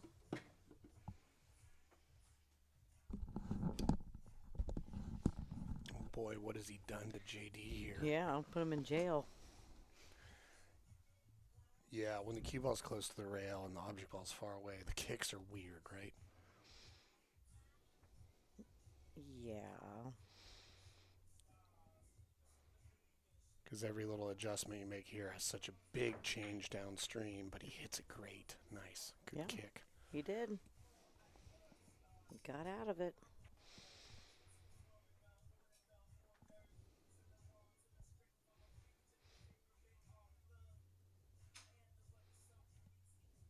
Yeah, those shoes are pretty dope. Gonna have to agree. I love aqua though. All right. He can hit this pretty thin and end up with the 3 as a blocker and send the cue ball for distance. Oh, I don't think he got behind the 8 enough. Oh, that's really close. Now this, I wonder if there's a 3-railer into the bottom middle pocket here. No, didn't widen out enough, but maybe the cue ball stuck close to the 3.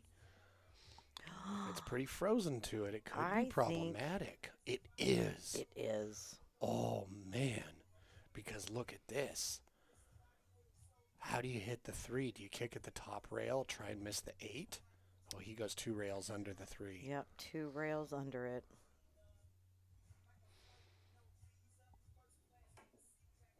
And he misses it. Just missed it. That's a successful save, JD. Congratulations on your ball in hand, sir.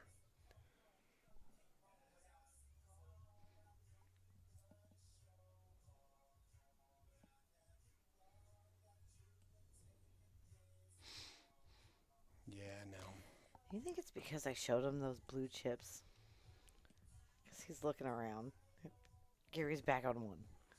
Well, you know how it goes. Like when we have the break and run chips and somebody earns a break and run chip.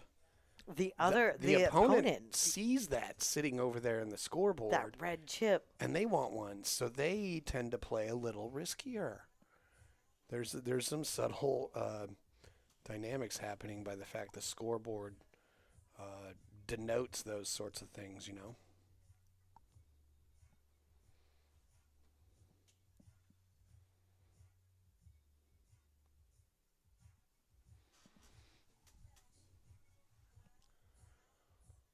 Might be trying to hide behind the 3 here, and I wouldn't blame him.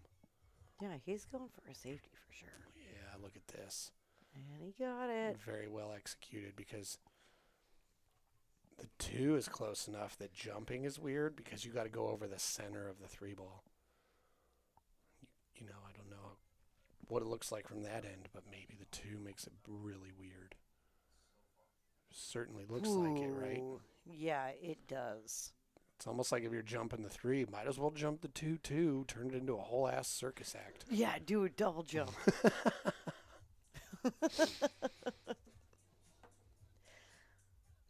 Who has that awesome, crazy double jump? Jose Atencio. There you go.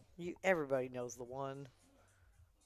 Yeah, he's one of the young up and coming players that's real fun to watch. And I think he was at the Don Weir last year. Yeah, he was. I think he's going to be there again this year. Didn't he win it? No, that was Spencer Layden. Oh, Spencer won it last year. Yeah, they had the sideshow bob yeah, hair. yeah. Oh man, the miscue. That sound hurts the heart.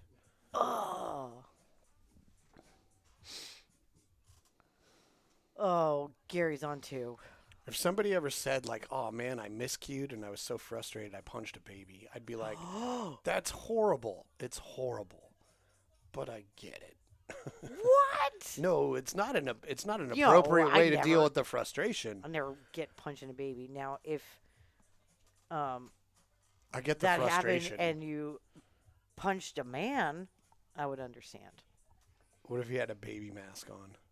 Even better. I say bonus points if he has a baby face. Nice. No, not bonus points. That's sad. Because then he's probably young. He's just trying to learn how to play pool, and then he gets punched in the face. All right. Here we go. All right on the 6. Oh, did he do it? No. Gary's getting out. Right here. Well. Yep. He has to go rail first. Oh, this is nervy then because it looks almost like he'd really like the cue ball to touch the rail somewhere around where the side pocket is. Yep, it is. And if he goes before the side pocket, I don't know if he hits it. Yeah, he totally doesn't. Look at that. Bummer. But there it is. It was a smart shot from JD. Does he get a 3 foul? He did. Wow. And that's a blue chip.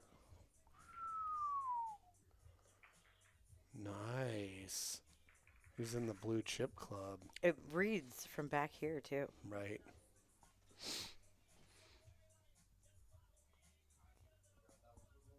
Well, congratulations, JD. Ice cold, blue chip. Oh, ice cold.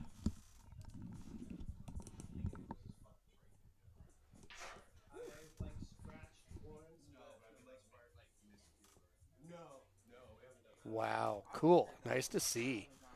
That's got to feel good for JD being down 3 games and then doing a 3 foul. Because when you pull a 3 foul on somebody, it's almost like not only did you win the game, but you won like... in life. Yeah, you won something a little bit extra than just the game because it takes work. You know, more work than just making balls. So...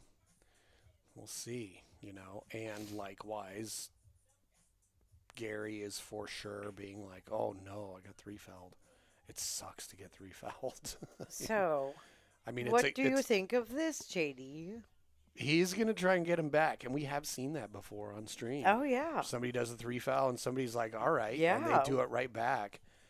And it invalidates your 3 foul when somebody does that. You know, it really does. Not just like numerically, but psychologically, emotionally, and spiritually.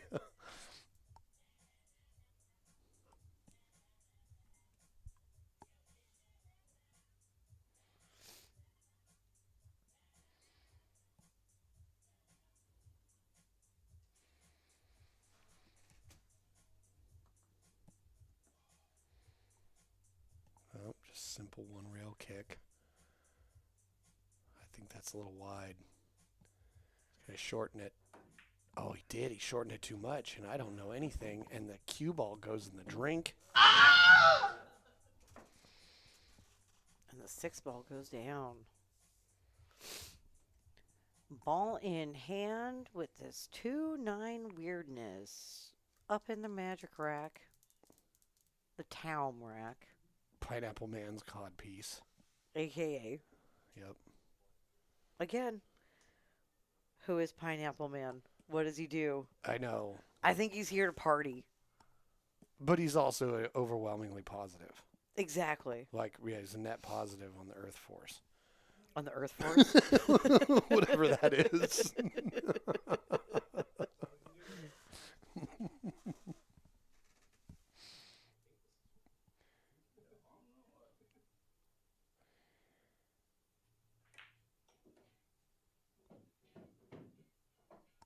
Going for this 9.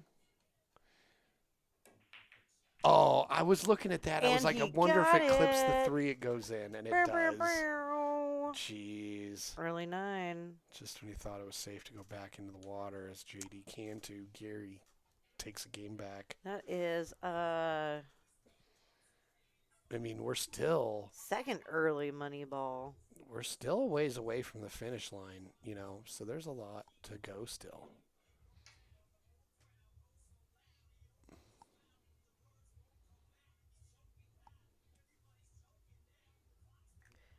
Gary Patrick, first one to double dig.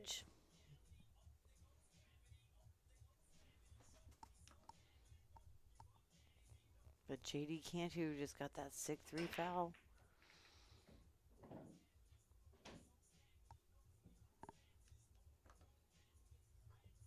Okay, well, the 1 is cuttable, but the ride the cue ball goes on must be pretty well thought out because 2 balls got company.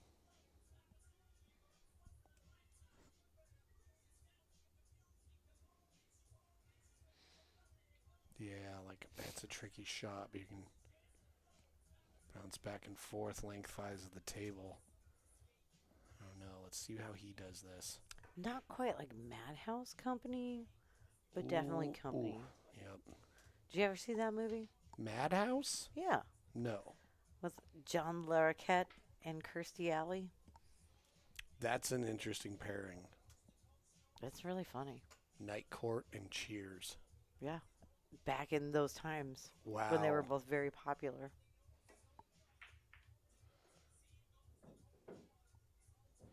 Well, that solves a lot of problems, what he just did there. Yeah. Just one sensitive cut on the 2-ball. Now he's got to draw his cue ball a little bit. You want the cue ball to hit the rail in between the 3 and the 4. And it's not hard to do. You just have to make this, and you don't have to hit it very hard. There you go. Flawless. Ooh. It rattles. Look at this. Perfect shape on the 3 to go from the 4 to the 5 to the 7. Ooh. He's going to have to do work to not get out of this. And it starts like that. Just draw your cue ball off the 3 a little bit. You got too much angle on the 4. Yeah, I was thinking, ooh, win at that 3 was Now he's got to move his cue ball back here to the bottom of the 5. so much enthusiasm. And now he's got to cut the 5 and send his cue ball 3 rails. Or cut it in the side and not scratch and push the 7. I mean, just by the fact he came back off the 3 rather than stop dead on it. I still like He's the way cut. he's way out of line now. Cut into the. I like the cut. So you can see how just he's got the cut. Oof, was almost there. But you know, just that initial shape on the 3 spiraled out of control. But it makes sense, you know, like I don't know how many 9-ball tournaments I played as a much younger guy. And I would be driving home, been like, oh, it was that one shot on that ball where I got out of line on this hill game or whatever, you know. Oh, that was a long jump. I was It surprised he was. was actually going for that jump. That 9-ball was half a table away to get over. Yeah, it was a bold move.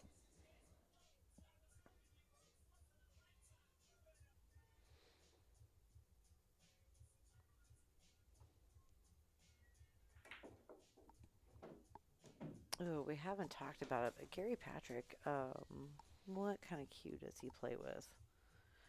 Oh, the J Flowers. Yeah, that SMO. that I was Yeah, talking about. I was going to say that.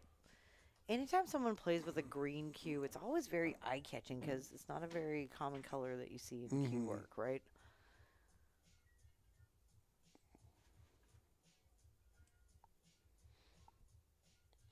Yeah, because generally woods are, you know, various shades of warm browns, and green is like the opposite of that. So you have to get like your lighter woods, like your maples, stuff like that, will accept and shift to green with the right dyes.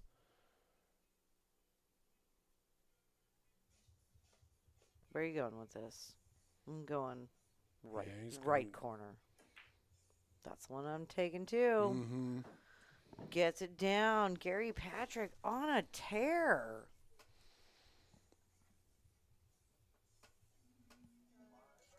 Well, there's still plenty of room in this match for momentum to shift. You know, I know that being in double ditches is probably feeling really good for Gary right now, and also putting some pressure on JD. So,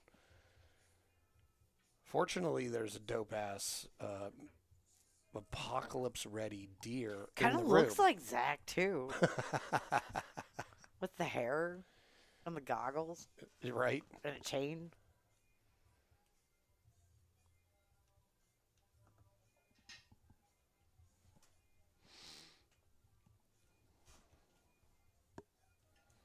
Yeah, definitely got a pretty good contest happening here. Yeah, these guys when they match up, it's always a good showing. Now that's one of the better breaks of the night. Yeah, It's almost nice open middle of the table. Yeah, it's almost like you Lot- threw the balls A lot out of on the room table. for activities in there. Yeah, like it's almost like you made a drill and just haven't put them in their final places, you know? Mm-hmm.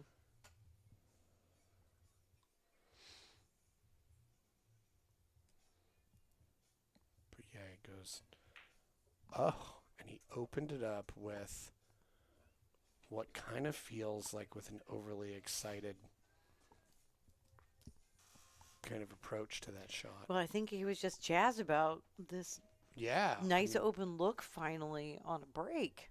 it could have been that like good shot phenomenon where you make a killer shot and then you're still wound up about it. And then you should go- run and then- outside and and like then take you- a lap around the house real quick and Right, chill out but before your instead next shot. you shank your next shot because you're Oh. still thinking about the previous one. Chris Fox, you shoot with the J flowers too, man. Real pretty cues. Oof. Oh, but I think he got away with Pretty it pretty. somewhat. Yeah, that's blocked. JD gets the chance to go three-dimensional. Clip over the four of the edge of the four. You mean Gary? Gary, sorry. JD left him, but got safe. Oh, let's get himself hype. Yeah, I like what he did there. He stood back from the shot and then stepped into the line the cue ball needs to go. It's always a good practice. Look at that. Oof! Worked out. That is his second successful jump tonight to get out of jail.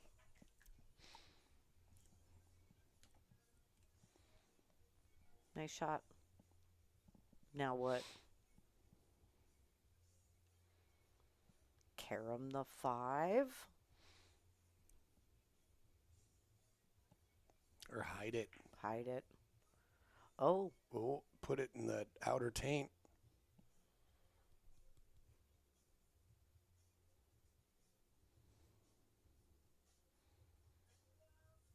Well, JD's don't definitely they call that like the outer rim in Star Wars? in Star Wars. Yeah, like from the outer regions, the outer rim. Gosh, I don't know. Sounds like where the Sarlacc might live. Like on a planet on the outer reaches. I Of feel like known that's where area. Yoda was. Out in another outer reaches area, Right. like in the bound. You're basically in like a rural part of the Galaxy. Yeah, like in the galactic boonies. Oh, nice shot! Nice shot. Oh, Hold no. that one off. Get a grip. Get these balls down. Now I'm curious. It looks like this angle he can make the 5 without hitting the 9 first. He's gonna play that cue like a little mini guitar. Right.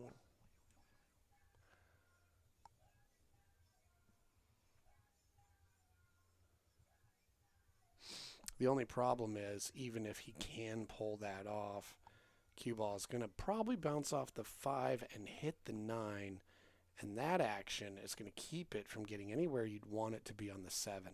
Mm-hmm. So, going offensive here may not be the right answer. Or the 9 could go in. Right. And the 5 goes down. We got a little hand twitch. I don't know if it counts as a full flip. It counts. If the hand moves. If it rotates. It's a mini hand flip. You can do creepy fingers, and I'm not going to count that as a hand flip. But if it rotates in any direction, If you break the that's plane that's of the flip forearm, yeah. That's flip territory. If the ulna and the radius twist at all,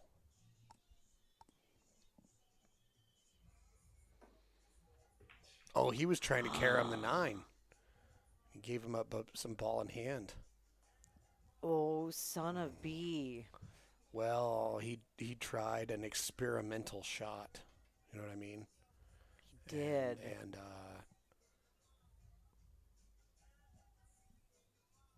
but can you blame him? He's down by 4 games. He's trying to make something happen. I know. Because you win one game, and I get it. You're like, if you're JD and you win a game and get that feather in your cap, kind of fuels But you the going combo forward. on it didn't look terrible. Right.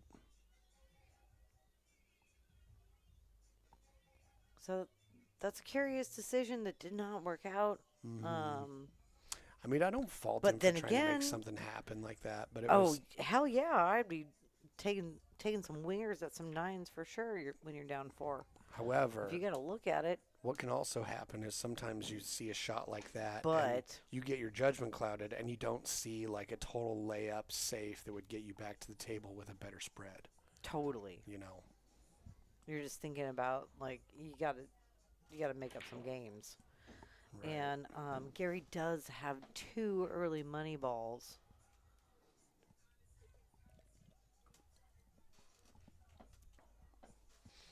Does JD have any? He does not. Unfortunately, JD has Oh man, he's just sinking them when it counts. 1 missed money ball, and JD has had 2 scratch on an 8 ball. So, On a game like bar table 9 ball, those things are of higher detriment than they are with 10 ball for sure, because these games turn over a lot quicker. You got your flukes, your interesting things that can happen, whatnot. So somebody gets a fluke and you get an anti-fluke that hurts you. It's a big swing.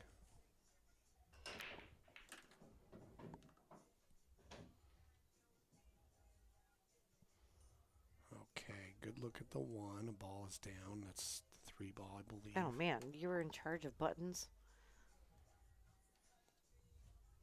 and you didn't press any of them. Whoa! Now you're pressing all of them. All right.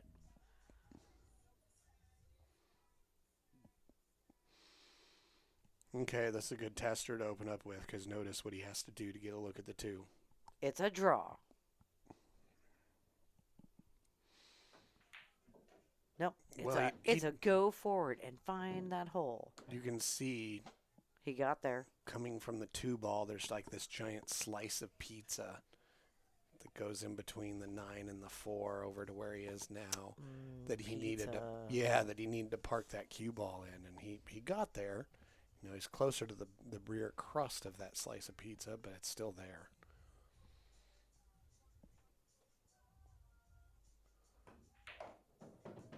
Oof. I think he was trying to take the 4 in the same pocket, but this will work.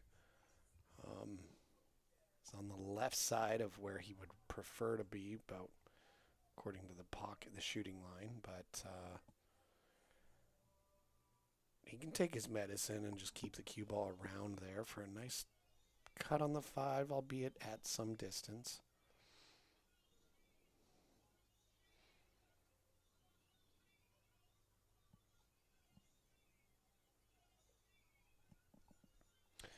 Yeah, when you're trying to come back from a 5-game deficit, you just got to play your percentages the best you can.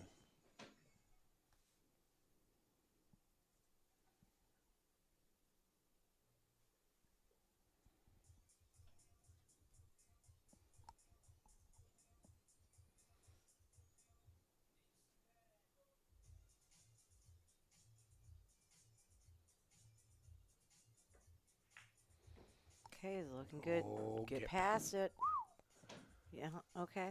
Whew.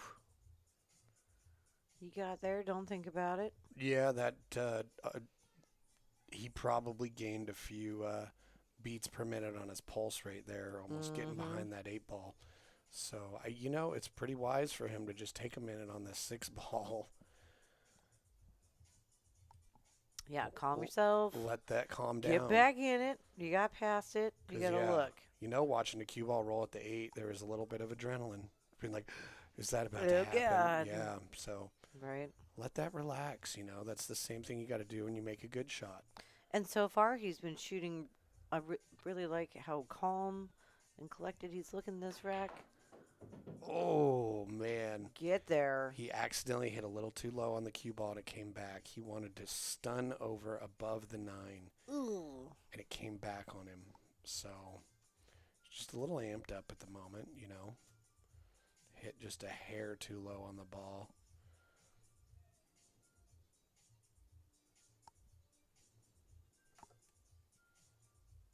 Oh, JD Fisher. What's up, JD Fisher? Okay, don't go crazy here. That's so sane. He went sane. I love it. He got crazy, and it worked out. He went so insane, it went to the other side. I was going to take that 8 somewhere else in my mind, but this works. It works. This is a makeable shot. Totally great. That bottom middle pocket has kind of been his pocket tonight. Well, here's the deal. He shoots the 8 in the bottom middle. He's got to worry about getting on the 50-yard line for the 9, or he takes it down into the corner, and he's got to fade the scratch in the lower middle. So, or shoot it with authority. And get on the 50-yard line. Of a different sort.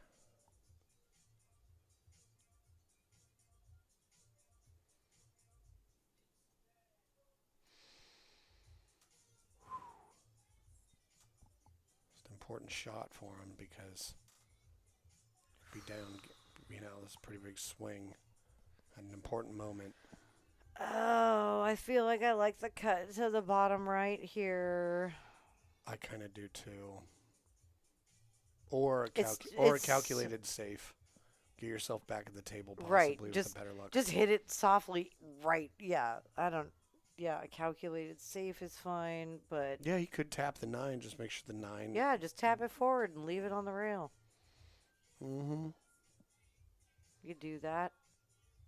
I feel like the bank, you got to create a lot of angle. You're real flat. It's not undoable. Okay, well... It's tough stuff. Yeah, he's just thankful to be walking away from the table right at the moment. He's,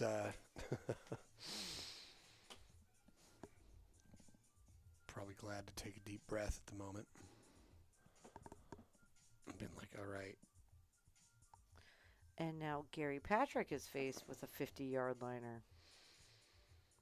How close is he to that rail? Gary wants to keep the heat on JD. The hate? Right. So. No hate here. Oh, but look. Now he's going to be back. Oh, no, he's giving him an angle. Oh, man. This is a bank that you take. Right back, back at you, top left side. You have enough angle to make this happen. Yeah, I mean, what's the rule? Never shoot a shot that can lose you the game unless it can also win you the game. Yep. This is one of those shots. Them's the rules. I don't make the rules. I mean... I don't follow them either. He could just play a layup and make Gary test his banking ability, but it's just going to depend on what JD thinks he can do right now, given his emotional state. I'd go for the bank because if you nail it, it's going to pump you up. Right? Yeah, and then if it doesn't go in, you're like, well, I tried a shot. All right. What's he going to do? Might tap this and put it in. Oh, he went for the super hard cut. Well, he's left Gary. But that's okay. Hasn't left him a gimme.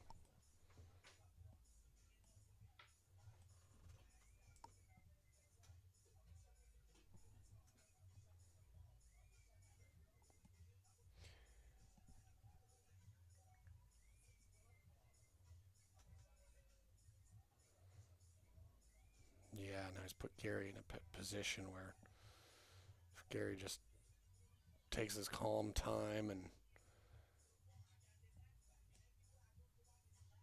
really does what he needs to do to be really accurate, and he sinks this.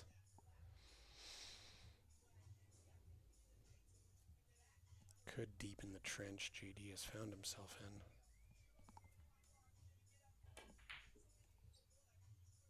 in. Ooh. And he gives it back. And this is a much more makeable shot than either two of them have had for the last 2 innings.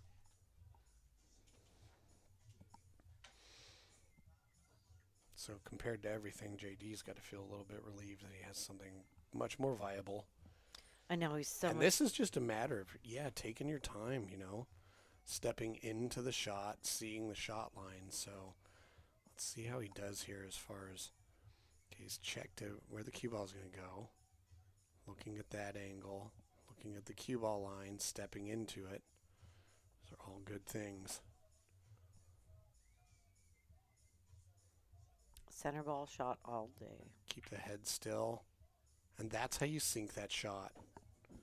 Nice. And that's out. And that's a good time to mention, if you want your game to go up like immediately, all you have to do is make sure on every shot you step into the cue line on the cue ball. Don't swing into it from the side. You'll never see any top player ever do that. They always back up and step into the line at the cue ball. Just by doing that on every shot, your percentages are going to go up. Well, and you know who teaches that? Every That teacher that both of them have had lessons from is Paul Marquez. Paul Marquez with Yep. Dragonfly Billiards Mm-hmm. Academy. Sorry, Yeah, I that always was, forget the academy part. But you saw that. That was a high-pressure situation they're for students. JD. He's Yeah. down by 5 games.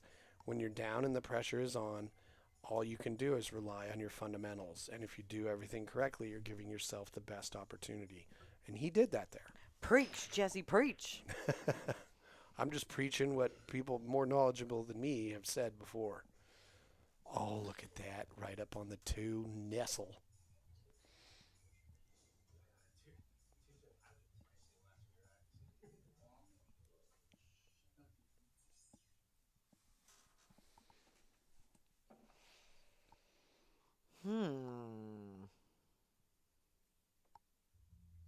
Yeah, this is kind of tricky. I mean, it's a great opportunity for a rollout, but the question is where? Yeah, Put- I like going towards the 7. I was thinking going that way too.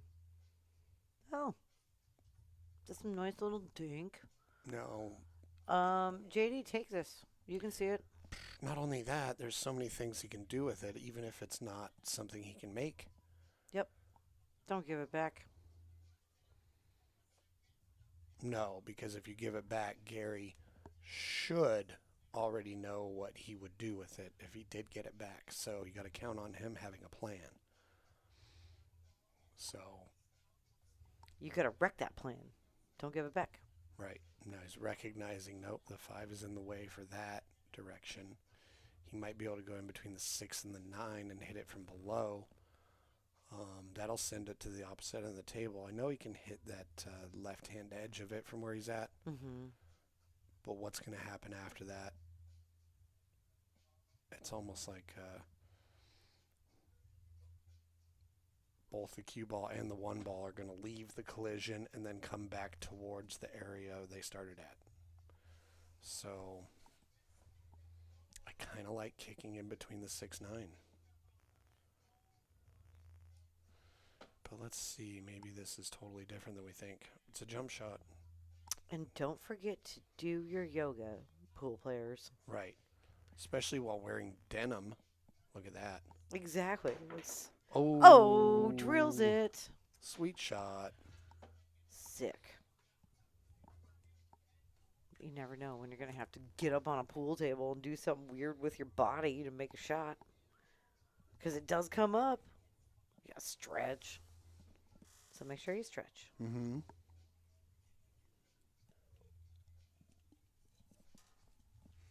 Yeah, and as it turns out, Carhartt, not a popular pool playing apparel brand.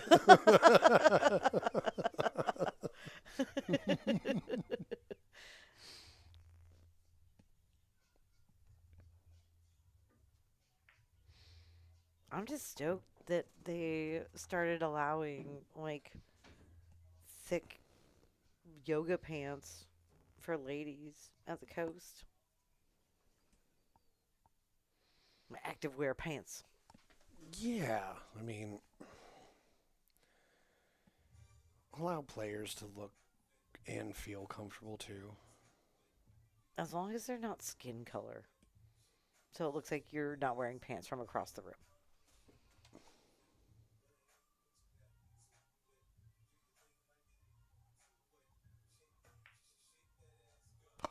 Oh, Oh, no. well, he also kind of underhit that for getting shape on the 5 as well. But he he hit it thick. Had he hit it as thin as he needed to, the cue ball would have traveled further. So Yeah, I think he just was a little bit off there on his aim because I agree. ooh, we got movement. And now the 6 is a Oh, little bit blocked and we got up. hand flips. Yeah, he was just like, darn it, I just moved my 6 down. Oh, we're in a dead even heat on hand flips tonight. Oh, wow. Yeah, they've both been hand flipping. Well, we might want to go to this camera so in case he does another, we catch it. There is no scenario you hand flip, and we don't see it now, Gary. I know. Look at where that 6 is. So yeah, this is gonna be like a A flippable moment. oh, Oh, here comes. Oh, little oh, touch. Oh, here comes JD to spank him. That's twice now with the 6 ball.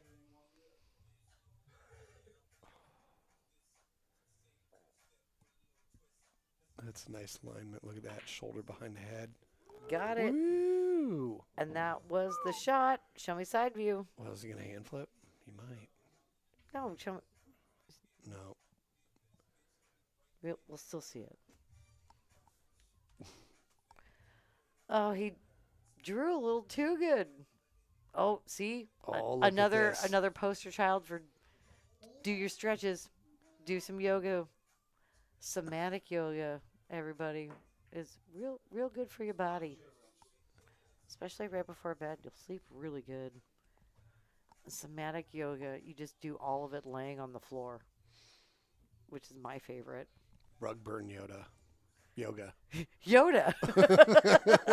Rug burn Yoda. Yoda be getting down, huh? Oh, look at that. How did it go? Oh, man, if he got behind that 8, that's wizard. But He didn't. oh, now he's going to be stuck behind the 9. I bet Gary just taps this and tries to hold it there. You wouldn't fault him for that either. Yep, tap.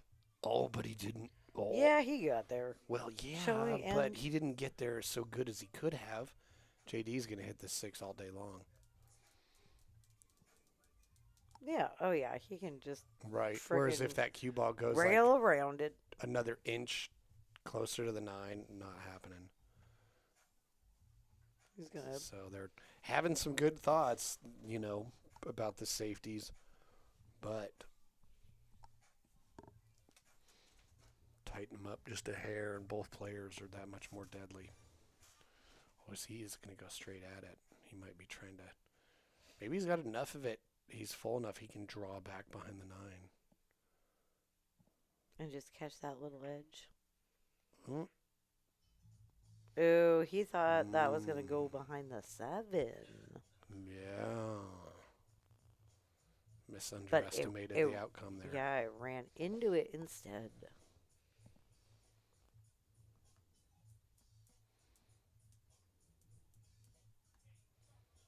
Enhance. Oh. Oh. Well, we're on our 21st game. Well, he kind of rushed that whole process a little bit. Stepped into it nicely. We are almost through. Like, we're 2 hours and 45 minutes in. Yeah, it's a nice amount of time to be. Yeah, this is a good race. It's a solid, good Mhm. long race. But you're going to see shots being missed like that. Fatigue does set in for sure. Your mind wanders. Yeah. Hard to stay focused that long. Oh, the Oh, what a double. show off. Well, he wasn't trying to make that. I mean, no shit, Sherlock. I know this isn't the position he wanted on the 8. Maybe he just loves this shot. It's just like, finally. The only reason I played Magic. The shot I've been waiting for. Yeah. A bank to leave myself a bank. I was raised on this shot. Shaped by it. Molded by it. He was born in it.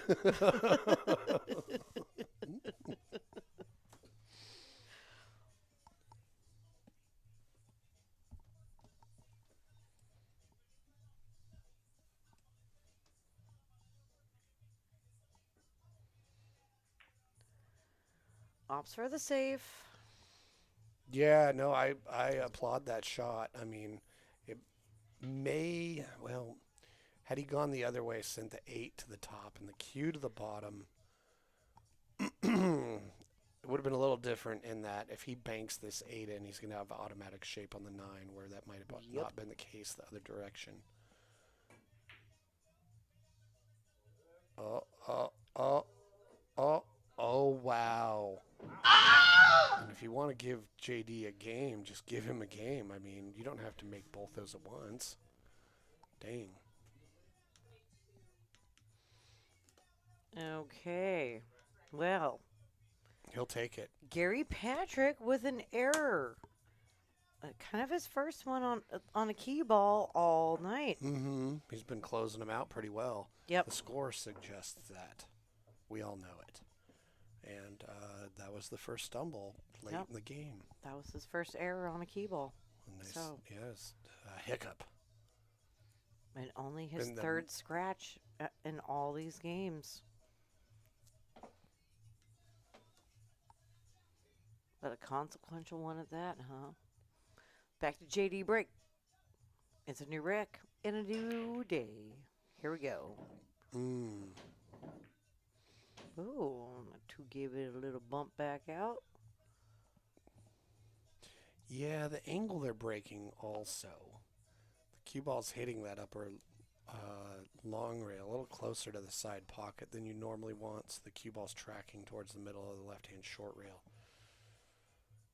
But other than that, you know, he did a good job of holding the cue ball in the center of the table. So had he controlled his one ball a little better, this, you can see, becomes a very, very runnable rack. Well, this being this far off the rail gives him hope at least. At least, yeah. Well, he's at the table. He can do something. He's in control of his own destiny right now. We all are, Jesse. There is no such thing as fate. Right, he's just going to roll out. No fate. Roll out. Let's catch the drama of it all. Yeah, so now that tells us JD wishes he was 3 or 4 inches in the other direction. So he's like, well, I know which way I wish I would be, so that stands to reason. If I go this direction, it makes it even worse for him. Unless you just take the 1 off the 2, you know. Nicely done. Right. That's how you do that. Now he's got to work another piece of magic because the cue ball wants to go where the 5 is in between it and the 3 if he sinks this 2.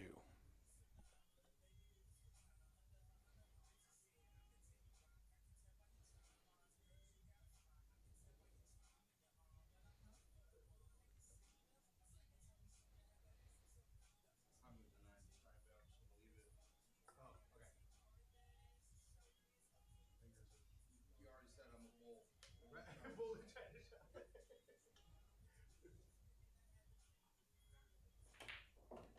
Oh, it's a pretty dramatic moment for right then, especially in this Woo. race the way it is. I know. I'm starting to feel the pressure. Yeah, well, he just We're coming down to it. We're in the final stretch here. gave JD a game by making the cue ball and the object ball in the same shot and just did it again. If I was Gary Patrick, maybe it's time to take a quick 1 minute break or Right. something like that. Yeah, maybe After this match. burn some sage, try and exercise your pool cue of its demons. Chug some holy water. Mm-hmm. May Christ compel you. Exercise the demons. Mm-hmm. Well, JD's got a decision here.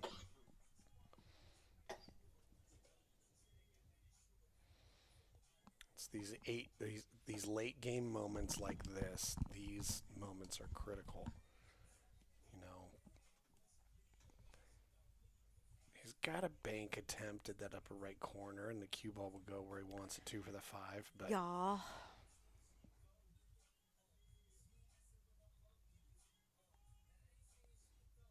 no, he's playing it soft. Oh, see, he needed to get on that short rail. That's what he was trying to do.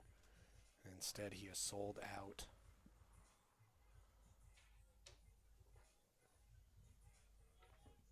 Just came up a little short there.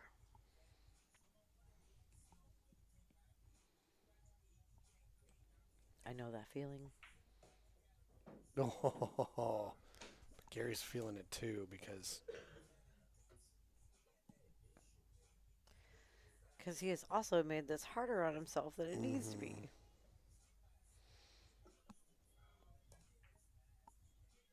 Oh, oh, oh, oh, no. Ooh. Yeah, we got some late game pressure. Right? Yeah, Everybody's feeling it. applying some torsion to these players. Have some little spaz out moments. But again, we're hitting that 3-hour mark. We're over 20 games in. Well, Even when you're out shooting pool, other than matches like this, how often do you play a race to 15 with someone? where you have you need to be focused and on top of your game for 3 hours straight. I don't know how many of us have that kind of attention span. Exactly. It's really going to challenge you, you know. I know that my mind's been wandering off this whole time. I'm Right? just kidding. But I'm just saying, in the booth, it's most of the hard enough without having to actually do the physical stuff too. right. Well, most of the competing I've ever done, it's been on race to 5 or less, if not like Or maybe a race No. to 7 or something. yeah. A race to 15? Ooh. There's more to it than just playing pool. Okay. Okay, JD. This is a textbook bank it back at you, side pocket. Yeah, and it's You the g- kind of and thing. it will leave you right on the line. Just got do this. it. If you got a stop shot bank and you Stop, shot, bank. Let's go. right, or overcut it a hair, hit it firmer with lots of outside spin, and go 3 rails. Maybe he's got the cut, you know. But Nope. no, that's the Textbook. bank. Textbook. And it's long.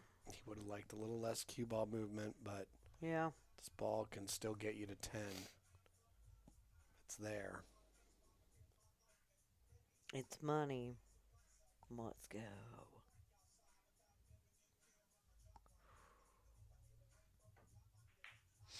Down it goes, misses the side.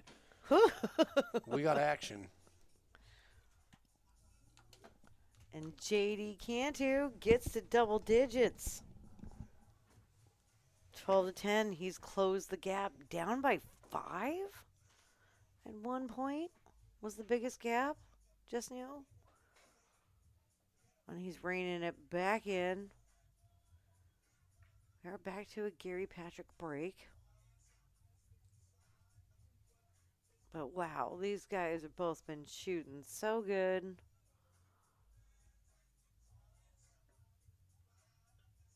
And it's been quite the battle.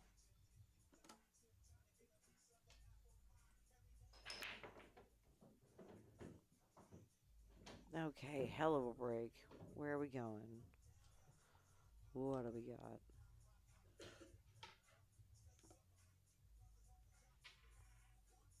Two is makeable.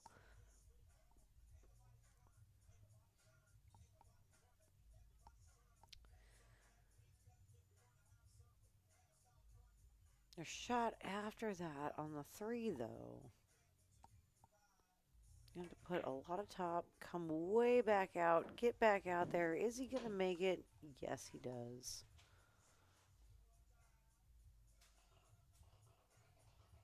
Now, he's got to run into that 7, hold for that 4. Ooh, you got so close to that 4. little closer than he maybe would have liked, but Ooh. still think that he can make it in the side. Ooh, if he can. But this is going to be harder to get back shape on the 6. Yeah, he's got to double the lower right corner. When he does. Oh, holy. Oh, my goodness. Hot damn. He came out of that corner like a pinball machine. Woo. It was almost supernatural. That was a pretty sick shot. Yeah. I'm gagged.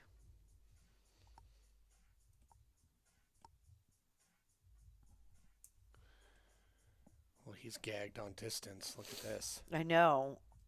The good news is just a rolling cue ball misses the 7, bounces off the short rail, and gets shape on that 7. Look, that was so close to like a wizard shit. Had he finished up with a really nice shot on that 6, Yep. I would have gave it to him. But at this distance, Oh, he's can't played do it. He's played it pretty nicely to keep But JD from the table. I know, real smart decision here. Oh. Oh, is he gonna jump it? Yeah, I don't recommend this jump in the least. You're so close to that rail. It's You're gonna coming off the crawl. rail. Yeah, you're gonna crawl right up and off the table Yep. with 3 balls left. Somebody go stand by the glass door. No. Right. Which one? There's something. With a catcher's mitt. But you can come behind it. Oh, he's only got an edge of it. He can twist around it. And I don't mind that, because if you hit it well enough that cuts it in, you're coming out for shape on the 7. But if you don't, you're gonna leave it. Oh, Look at, boom! see? Comes out for shape on the 7. Nice shot, JD. That was a nice shot too. That was beautiful. It's that type of shot and that type of moment that keeps you in this match, you know? You just love to see it. Hell yeah. Yeah, he doesn't catch up to him without making that shot.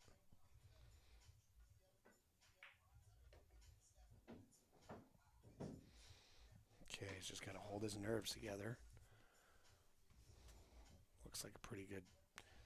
This is one of those shots where if you Stop know shot. your Jasmine Boom. Ocean slow speed stop shots, if you haven't watched Jasmine Ocean's video about the stop shot, stop what you're doing, well, after this match, of course, and check that out.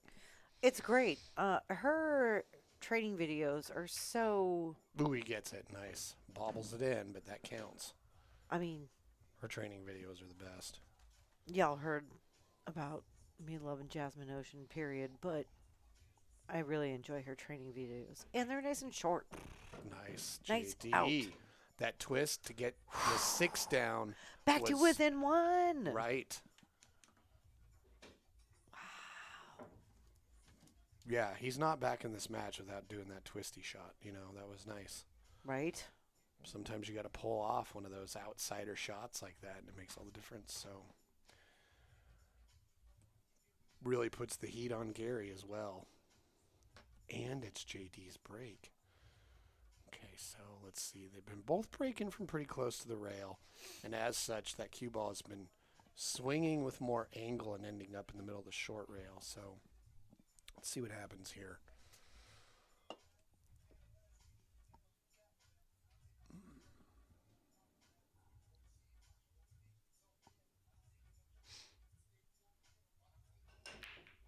It goes in the side. All right. Oh, that's a size pile.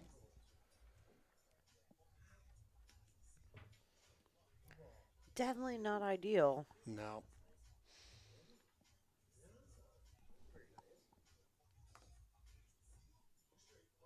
Okay, let's analyze this rack, huh? A 2. 2 is weird. Perform an anal lysis. It is, but you can shoot it down in the lower left corner and leave yourself pretty good on the 3. As long as you stop thereabouts, got a good shape on the 4. However, doesn't give you a whole lot of angle to get to the 5. Okay. So maybe it's better to try and take the 3 in this lower middle, get shape on it that way to give you more latitude for angle on the 4. Let's see what he does here. I mean, it looks like he's playing a safe. He's going to roll the cue ball up in that little tiny pocket between the 5 and the rail. And that's going to be devastating. I'm devastated. Oh, I'm so wrecked. I'm so serious, though. Look at how terrible this is. And JD's on 1. You know what JD should do here if he can't hit it? Just hit the 3, put it in the center of the left-hand short rail. Going from the 2 to there is going to be tricky. Yep. The 9 is blocking the 4, limits the windows you can get. Oh my goodness. Wow. Oh. That was cool. That's a really nice try, unfortunately. Well, check it out. He pushed the 8 into that 4-ball mixture up there, making a rhombus. Getting in it right. I'm so glad I know rhombuses, man. When I first learned that word, I was like, oh, school was all worth it. Behind the 5 again. And JD's on 2. Oh, jeez. JD is on 2 right now. Right now. I think he can get at it. Honestly. Look at this. And he gets at it. And he counter safes to the middle of the short rail. Relief. And a jailbreak. Yep. Yeah, we're not rooting for anybody here. We just like to see a nice comeback story. And I was going to say, who's accusing us of rooting for someone? I feel like we're right. We root for good matches. I know. And everyone to shoot their best game.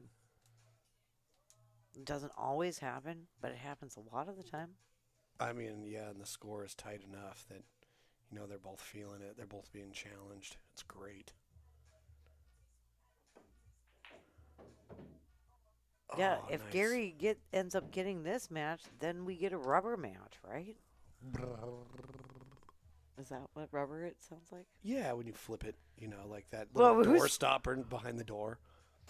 It has a rubber tip. Okay, I was like, that part's not even rubber. No. What are we talking about? When you think of rubber, that's what you think of? The thing behind a door? Something made of rubber. That's what you think of. No, something Category that behaves like that. But it does the wiggly thing. I think that might be the only thing that behaves like that. Or erasers, pencil erasers. Is that any better? Are they rubber? Yeah. I thought eraser was its own. No, they suck the blood out of a certain type of tree. A rubber tree. Oh. Steal its life force to make That's not rubber then. Rubber trees make rubber, yeah. Yeah, okay. It's like there's tires. Rubber tires make marks. How are they also erasers? Okay. Well, this is like an off-stream discussion, I guess. But you're breaking my brain. Okay, so he's got a pretty simple shot here to shoot the 7 and leave himself the 8 in that upper left corner. Or he can roll forward for the 8 in the lower middle. He likes that better. Can't blame him. He's got a simple stun shot here to get himself the 9 in the the right middle. So that'll work. I mean, if he's comfortable shooting pockets into the middle. Yeah, middle. Yeah, this is the middle pocket shooter's delight right here. Totally.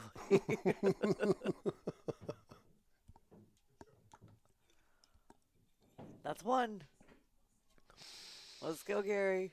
I know, he's like, man, I still get to do another one. I love these shots. It's such a delight. Yeah, it's like having 2 bites of your favorite cake. Oh, and he gets it. Boom. The first one. 1 step closer. To reach a teen.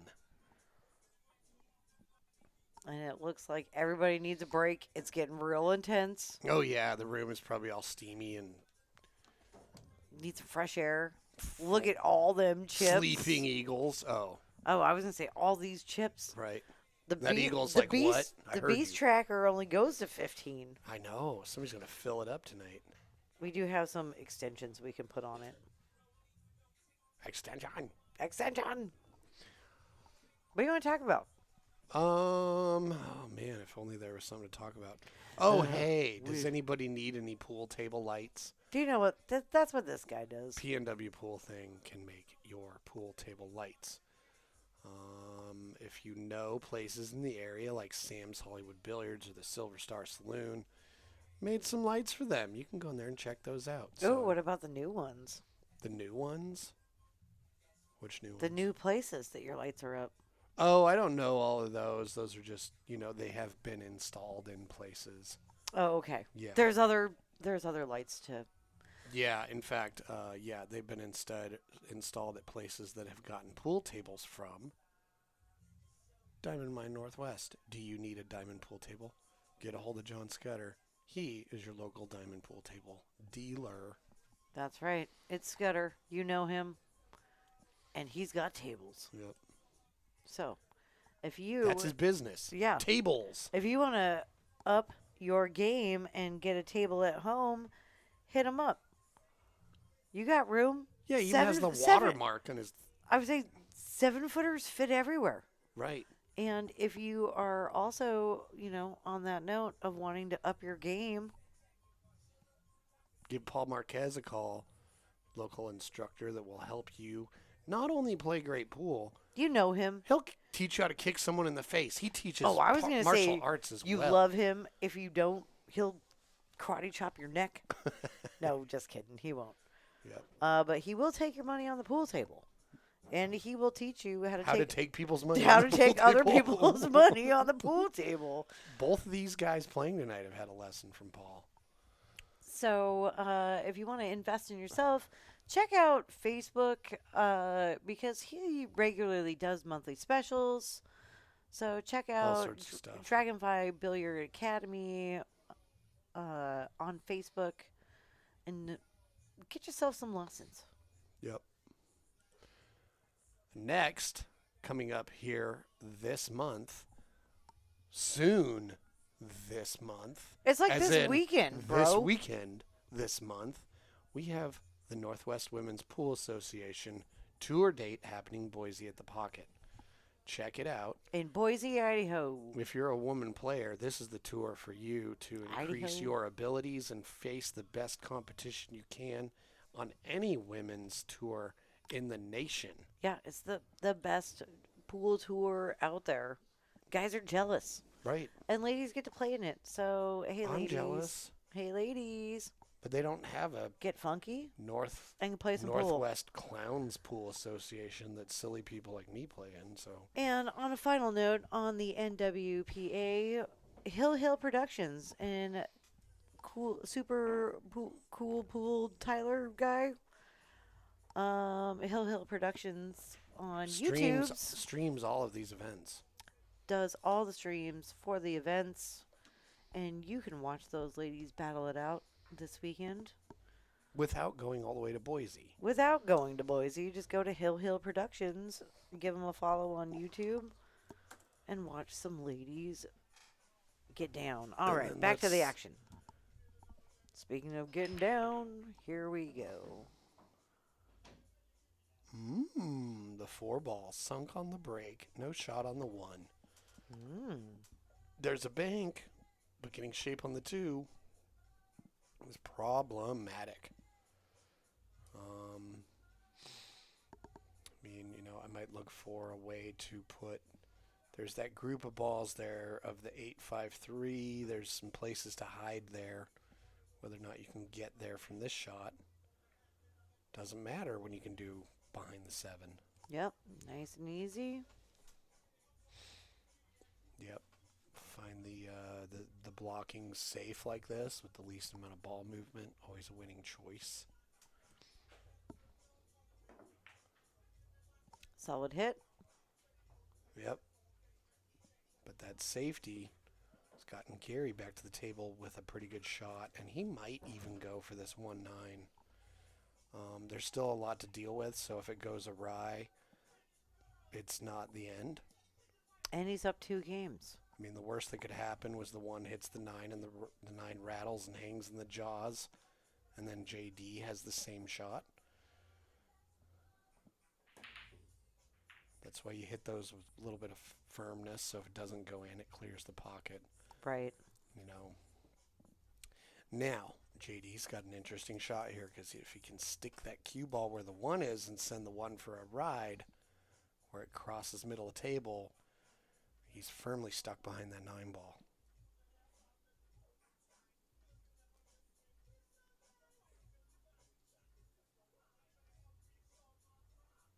Because, yeah, I just don't think he can get the cue ball in between the 9 and the 1 enough to make the 1.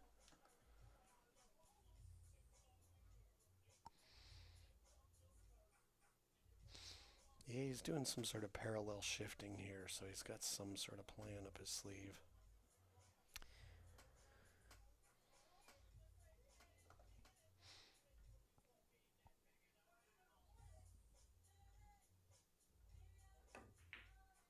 There it is. Does it get on the other side of the 9? It's going. Ooh, that's It's good. going. Well executed. That was a good shot. And I think he does. Especially because he's really nestled up into the 1. Or you mean the 9? I mean, sorry, the 9. So, yeah, he can hit it down here to the long rail, but he's got to put some spin on it to open it up, I think. No? Okay, he hits it like... Like he can hit it. And get safe. All right. Yeah.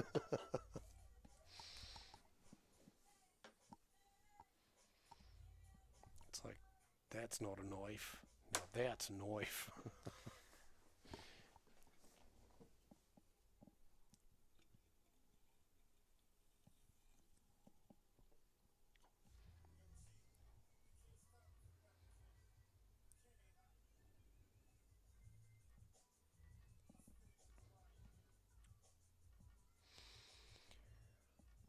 I mean, I kind of...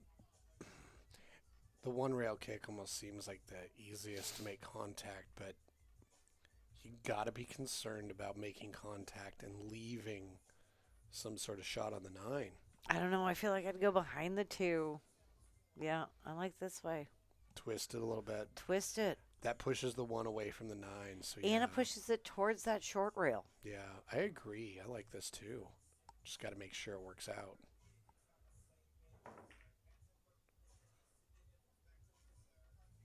Does it work out or not? I mean, I think that's pretty cool. Yep, that worked out. Got out of jail. Nice. Nice job. And have not left a shot. Uh-oh. Uh-oh, Gary. Yeah, the reason he's a little concerned is... A little bit more. He wanted that cue ball behind the 6. Well, there is a shot here where... He The one can come goes- off the rail and shoot that 2 into the 9. Yeah. Yeah. That's what I'm seeing. That's all I'm seeing. And I am like Terminator locking in on this. Oh, I know. The other thing that could happen, though, there is a possibility that the cue ball makes the 1 but goes to the left of the table and scratches off the 7. So No, that's too much. You're hitting it way too hard then. Oh, I agree. But if that 7 wasn't there, you could rely on the short rail to slow your cue ball down.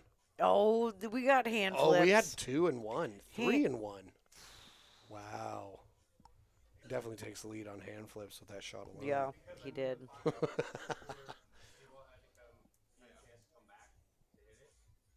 Did he just get so excited about the possibility he might get an early 9?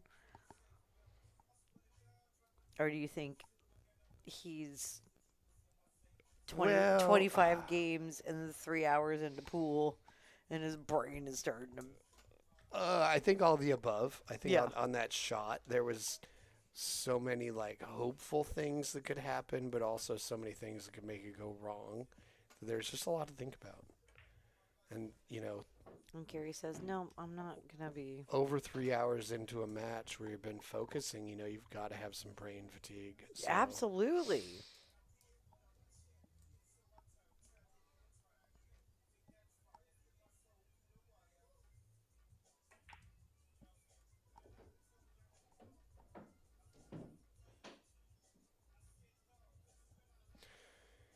Yeah, which makes it, you know, you see top players doing like races to 100 over the course of like 3 days or something like that. Oh my And they will put God. And they will put together packages, but not just one package per day, but multiple. And just to execute that How many well. games equals a package?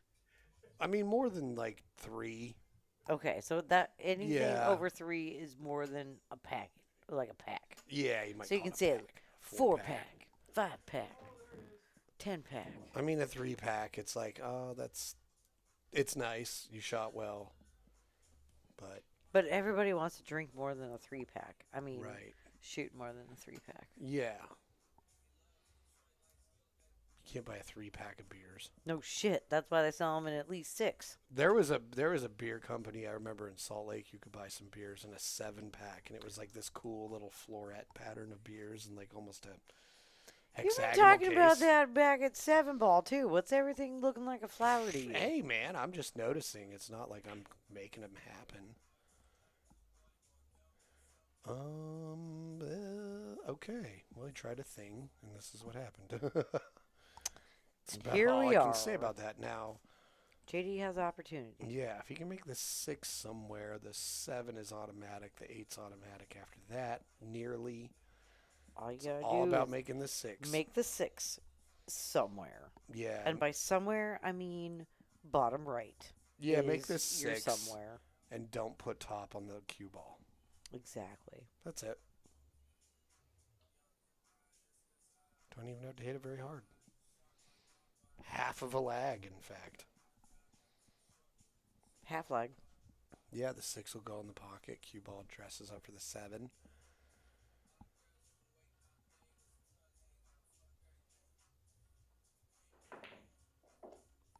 Man, he fired it in with authority. Kablam!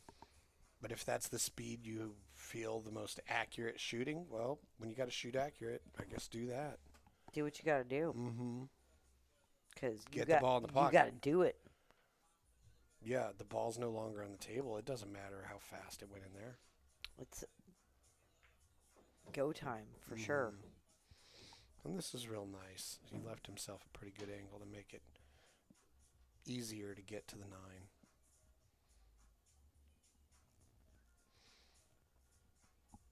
And see what he walked around and looked at it from the other side, which going to help him have a natural understanding of what he needs to do on the shot. Looking good. And Looking he good. executes perfectly. Oh, JD's about to bring it back to within 1. Yep.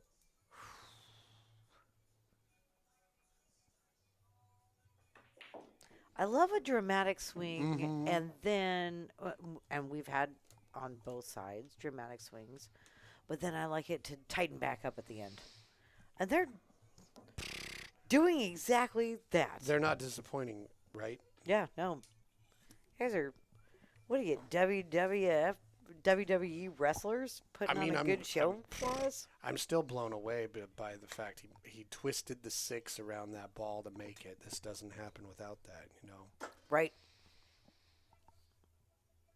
So should we have counted that as a wizard shit, you think? I mean, retroactively, for sure. I mean, it was a very key moment, you know.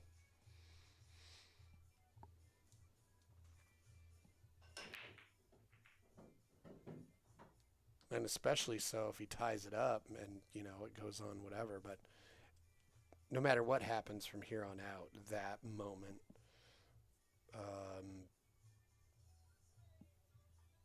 yeah, I mean, what it probably did for him mentally, you know, made him feel like he wasn't slipping behind anymore, but actually had a chance. Right. It reminded him, hey, you can compete with Gary just fine.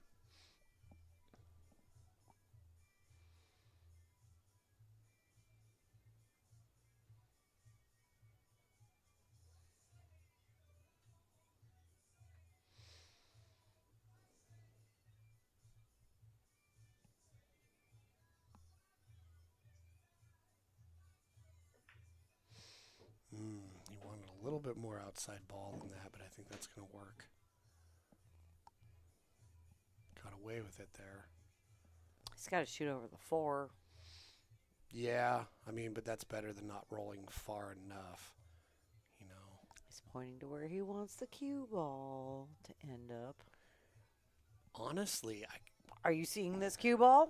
That's where you're supposed to go. yeah, I kind of like thinning it, but bouncing out and giving myself the, towards center table and taking the cut on the 3 and going 2 rails for shape on the 4, rather than trying to reach over the 7 and draw it down the rail to look at the 3 now. Use the fact you're shooting at the top of the cue ball and bounce off the rail and take the cut on the 3. There we go. Might be what he's trying to do. There it is. Just got to roll far enough.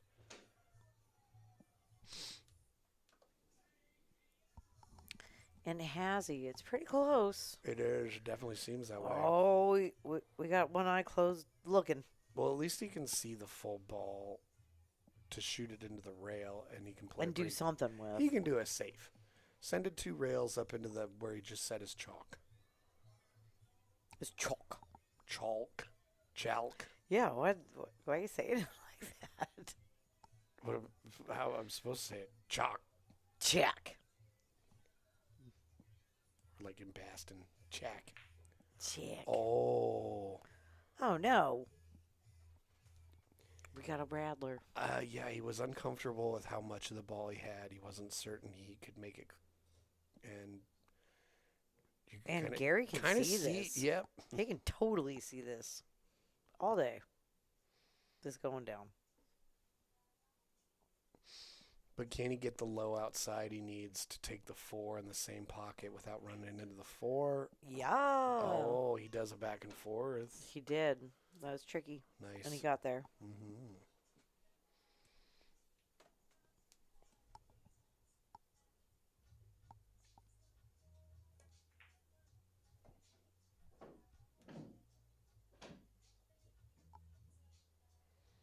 Ooh. He's got to do a 2-rail position at this 6. Yeah, I was going to say overrolled that, which means you're going to have to go like, ooh, so soft.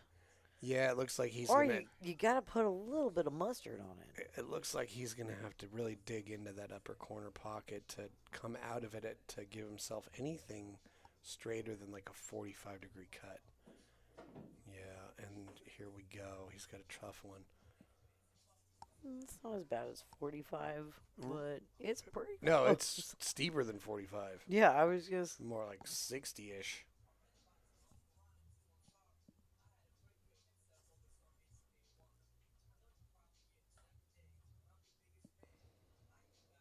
Go get your protractor, Jesse. Yeah, he does it just fine. It's Yeah, nice shot. But then you're out of position on the 8, and it's constantly figure it out in hand flip city. Yep. Fortunately, he's been doing a very good job of adapting and figuring it out. And taking banks into the core of the pocket and getting himself Ah, but then you tricky. pushing that 9 towards that rail. He's shooting like I shoot scotch with you. Whoa. You figure it out. Right. But he This is is the only makeable. person. He's like, God damn it, I'm back at the table already. You know, interestingly, sometimes when you have to really reach for a cut like this, It works to your advantage. because it keeps your backstroke short because it has to. Because it's so awkward. Right. And you have to hold your stretch position. You are accidentally put in a situation that makes you more accurate Exactly. because you can't pull back much. And you can't just Barely. stroke it a million times. No. What's he over there? So you end up Taking laps, swimming laps. you end up lining up, knowing you're accurate, and then you're And then, like, pull. pa-choong, Yeah. because you can only hold it for so long. He goes other way and scratches in the side. Oh my God! What just happened?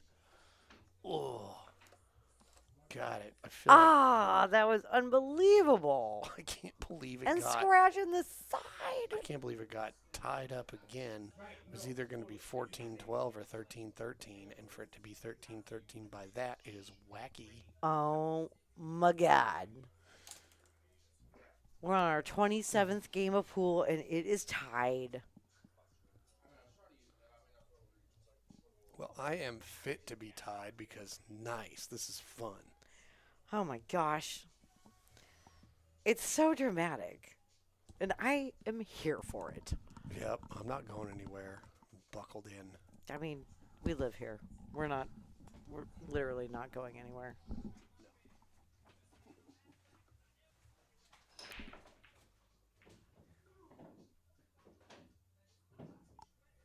A super kablamo break. Do you still have your One's down. Three's down. tip on your beacon? No, I have town. You have a towel? What is your next shot? Tied up at 13 apiece. With so much distance on this, too. Off the rail. Yeah, and does it even go by the 4?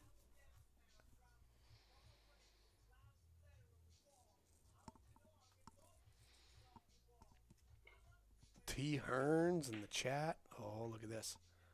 Does he find cover? No, he sells out, but how do you get on the 4? Is it a sellout or is it bait into a deep trap? Let's find out.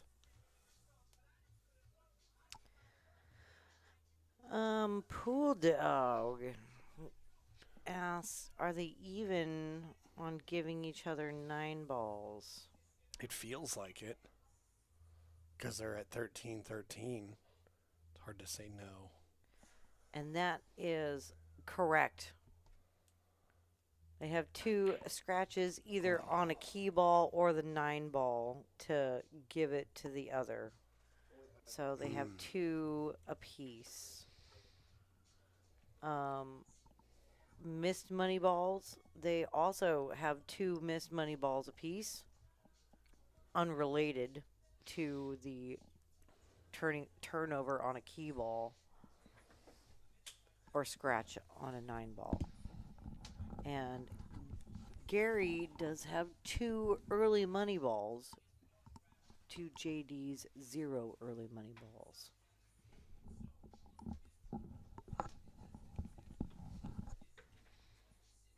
But yes, they are even.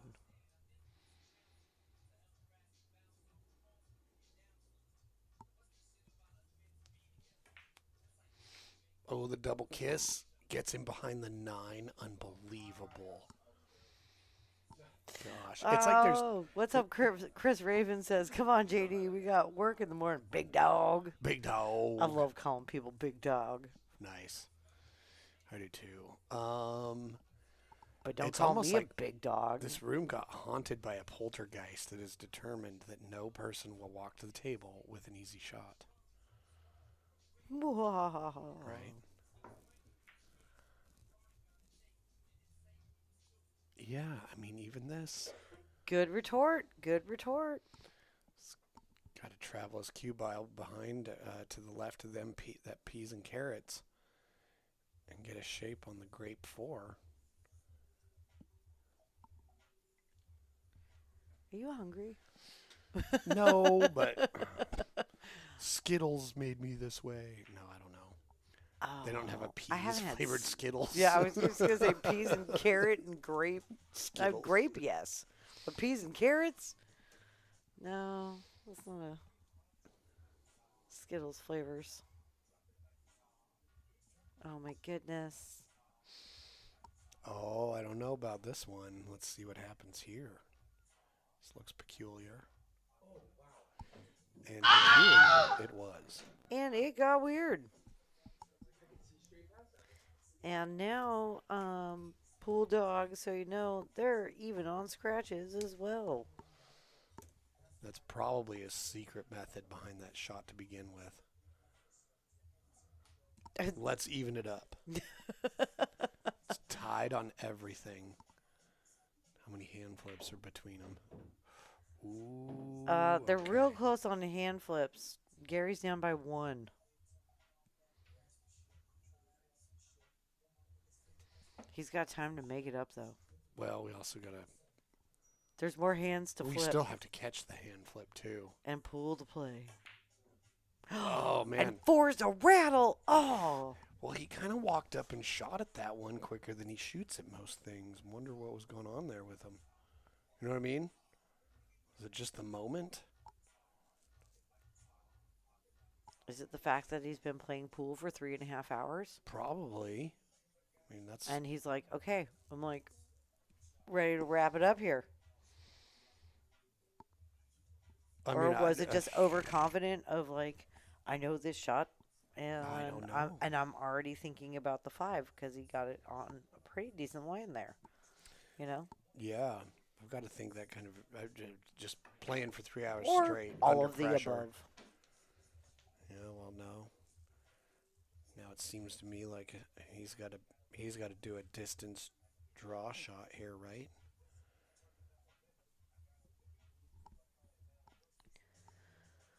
I don't know. That's... Well, you certainly don't want to roll forward and take your medicine and take the bank because then you're not going to get a very good leave on the 7. Well, I like what he's done here. Just missed the scratch. and Oh you're my good. God! Oh. He also I was not supposed to turn that hard. That turned real hard. Real hard. was Yeah. very nervous about that. Oh, okay. Phew.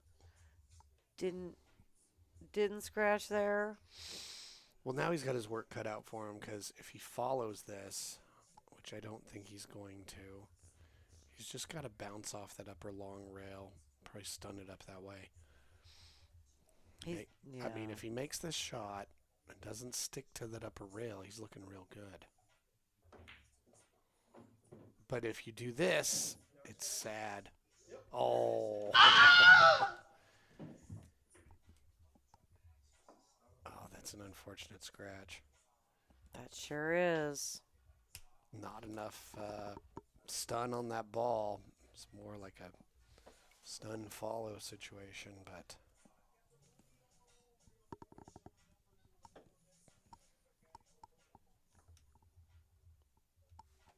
yeah, they got to be feeling the pressure. Okay. Gary Patrick, 3 balls from the hill.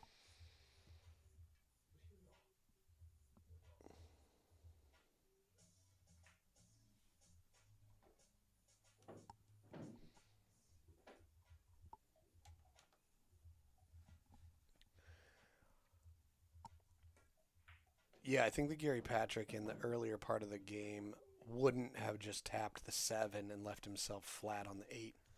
I don't think so either. I think he would have put a ball somewhere where he was cutting the 8, giving himself easy cue ball travel.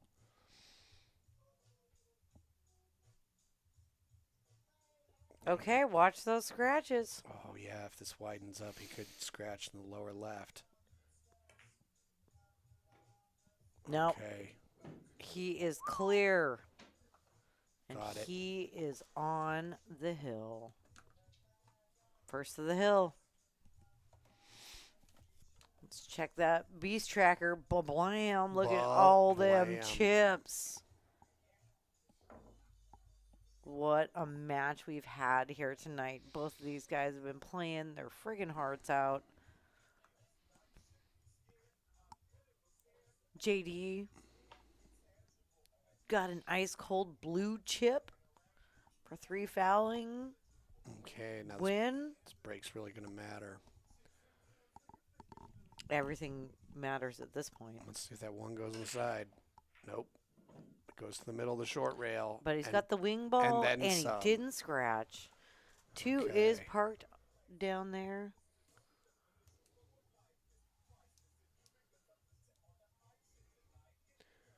Yeah, Cody in the chat, you are correct. I mean, we've been playing for over 3.5 hours.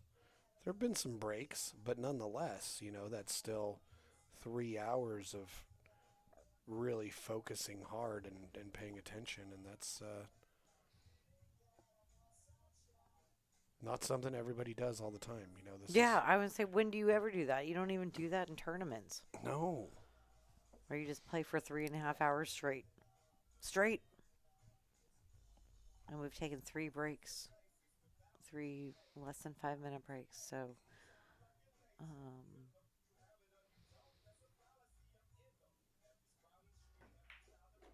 Nice. really great job, you guys, Mm-hmm. on both Ooh, on okay. both fronts. Okay, bounced out a little bit, but you know what? He's got to stretch. He can see it. He's got to get some outside on this ball to stay. He wants to stay above the 9 somehow. Because, yeah, threading the needle off the 2 and between the 7 and the 9. Not too much more than a center ball hit to make that happen. Oh my god, I'm just realizing that JD's shirt also matches like the flyer colors. Oh, Do you think he cool. did that on purpose? He's like, I'm wearing my And gold. his glove. Yeah. Yeah, they pulled off some good color synchronicity. It took me tonight. 3.5 hours to notice that. Oh, look at this. Don't Oh, leak out. Don't leak out. Oh, my goodness. Well, the 8's there, fortunately, so. Well, I meant like go further where Oh, he I had it know. in the side. Right. That's what I was. Gary looks like he's going 3-dimensional. Ooh, shaking out the hands. Here we go. Gary has had 2 successful jumps thus far. Out of 2 jumps. Well, in this situation, at this stage in the thing, it's not enough to just hit it. You better have some sort of direction. This is going to work. This is going to work just fine.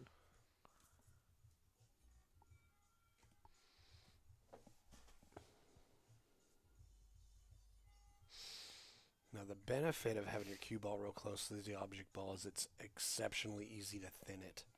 So he might send the cue ball behind the 8 or the 5. The 5. 5 is more accessible and easier. Why overcomplicate it?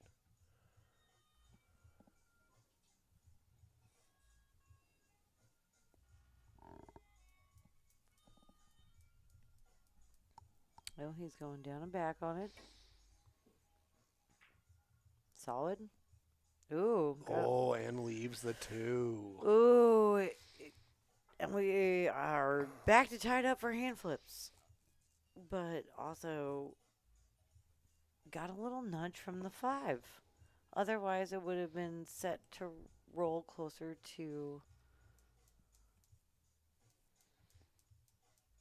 that no man's land and been flatter. So. Yeah, that was about the best you could do with that. Because right here, favorable angle to easily roll around the 9-7 and get a look at the 5. Just got to pocket this.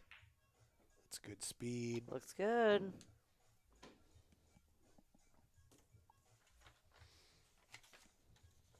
Have we done shout-outs? Did we ever do shout-outs? No, not yet. So he's now got a decent shot at this 5, but the issue here is that 8 ball is occupying space in his mind because it could possibly be in the cue ball's travel path, getting on the 6. No matter how you do it, low outside and a lot of draw, you bounce off the upper rail and hit the 8. Go forward with outside, you go 2 rails into it. So here he's going right behind it, and there he is, and that's exactly what he was cautious about. One of those situations where you tend to go where you're thinking about. He was so worried about being behind the 8 that it was the predominant thing he was thinking about, and that's where he went. Oh. Well, we forgot to do shout-outs, so we're going to give the shout-outs now. And JD Cantu wants to give a shout-out to his lovely wife, Stephanie. To Aaron and Riley. To Aaron? Hmm? Or Jaron? To Aaron. I love it. And Riley. And come on down and shoot at the Friday Night Midway tournament. Gary Patrick like to shoot at. He's going to shoot out? Shout out. No, he's not going to shoot you. Harley Bayard, David Laura Denton, Ryan Agee, Charles DuPont, Cody and Rose. Very nice. Who do you want to shout out? I want to shout out the Hideout Saloon in La Grande, Oregon. And my favorite boss I've ever had, Todd Baldwin. Wow, what a nice kick. That was not easy from that distance. That was a small ball. Ooh. Pretty much hit it in the face. But unfortunately, Gary has an easy out here, and this could be the win. I mean, he does have to move the cue ball from the 8 to the 9 and the 7 to the 8 before that.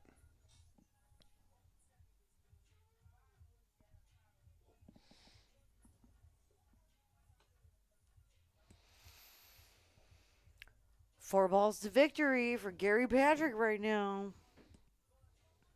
With a real unfortunate get behind that 8 ball for JD. Really slowed that run right down. Stopped it dead in his tracks, more like it. Okay. 2 balls to victory.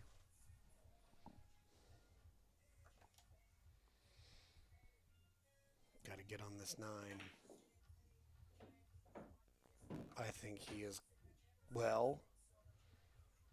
50-yard line. Woof! I think he's got it. I think he does, but he's got to be aware of the scratch in the upper middle. I think if he just goes... We're all aware of that scratch in the upper middle. Ooh. But that's the play. Here we go. Okay, he's missed all the scratch and won the match. Oh, we're going to have a rubber match, folks. They are now 1-1. And Gary Patrick is our victor tonight, our dominant beast, taking it down. What a fun match. That was, man. That was like real back and forth all night with some swings, and then it got back close. Well, I just, it's great to see these longer matches just because we get to see the back and forths and what the duration does to people over the course of that time. Well, I am durated for sure. So I'm gonna go grab some Some player. grab some people. If you got any questions or comments, you drop them in the chat now.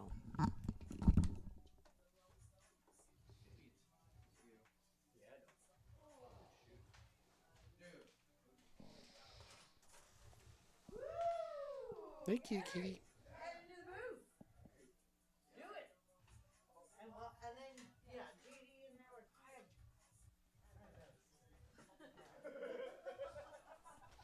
Hey, what's up there, Gary? Nice shooting, man. Tell us a little bit about how the match went for you this time. I was a bit nervous at the beginning. I mean, JD beat me last time, and I could feel it. I felt a little uneasy. I think I was also making just some bad decisions in general. Okay. For the first third of the match, and then I got lucky. A few racks in a row. JD, scratched on the 9 a couple times. Left some really easy racks with a scratch, and then after I got those under my belt, I kind of got a little bit of momentum. Right. And then I started shooting a little bit better. Started getting a little more comfortable, and definitely made a lot better decisions the second half of that match. Yeah, well, he did a pretty good job of coming back somewhere at the end, right? Yeah, he did. Did he have you a little worried? Did that turn the pressure back up? Yeah, not for a bit. He won 3 in a row, and I still wasn't that worried. And then he won 2 more, and then I was like, And then that's kind of where I felt it. And I mean, JD's tough. Like I said, I've known him since 2012. Played a lot of pool together, and yeah, he's tough. It's always a good match between us. Oh, that's awesome. Well, you guys definitely had a good match tonight. We were thoroughly enjoyed here in the booth. I mean, that's one of the glories about having a longer match like that is, you have this great run, and then, energy levels, attention span, all that. It's hard to maintain, and then there's some back and forth. Yeah. And then so invariably it gets knotted up at the end, and every shot counts. And Oh, definitely. And I also got pretty lucky because I took the day off work, so I was able to go practice a little bit, and I spent like a half hour just jumping. And, Oh. and that like definitely paid off tonight. Right. Yep. Because I think besides one of my jumps, every other one I like hit. Besides the like one where I screwed in the long one, I was going for a super long one and miscued. I think every other jump I hit, so that like definitely saved me a couple of those games. Right. Well, it is interesting to think about it, and it's easy to do, especially like after you play a match, you go back and think about the key moments. And yeah, you look at it and you go, okay, you missed that jump that you made that won you that game. Yeah, after that, it's a different match. Yeah, I mean, even what Earl says, right? It's luckiest cue in your bag. He would say that. That's funny. But yeah, those are those hinge moments. So awesome. Well, it turned out amazing. Went all the way. Didn't quite go to Red Room, but we were super thrilled nonetheless. Yeah. We had a great time. That was fantastic. Hope you did too. Oh, yeah, it was a blast. I always Awesome. have a blast here. It's my third time. Second time versus JD. I'll be back. Sweet. Cool. Well, hell yeah. Well, Thank you, Jesse. let's get JD's thoughts. Great to see you. And good shooting tonight. Thanks, man. Thank you. Let's do what we know, right?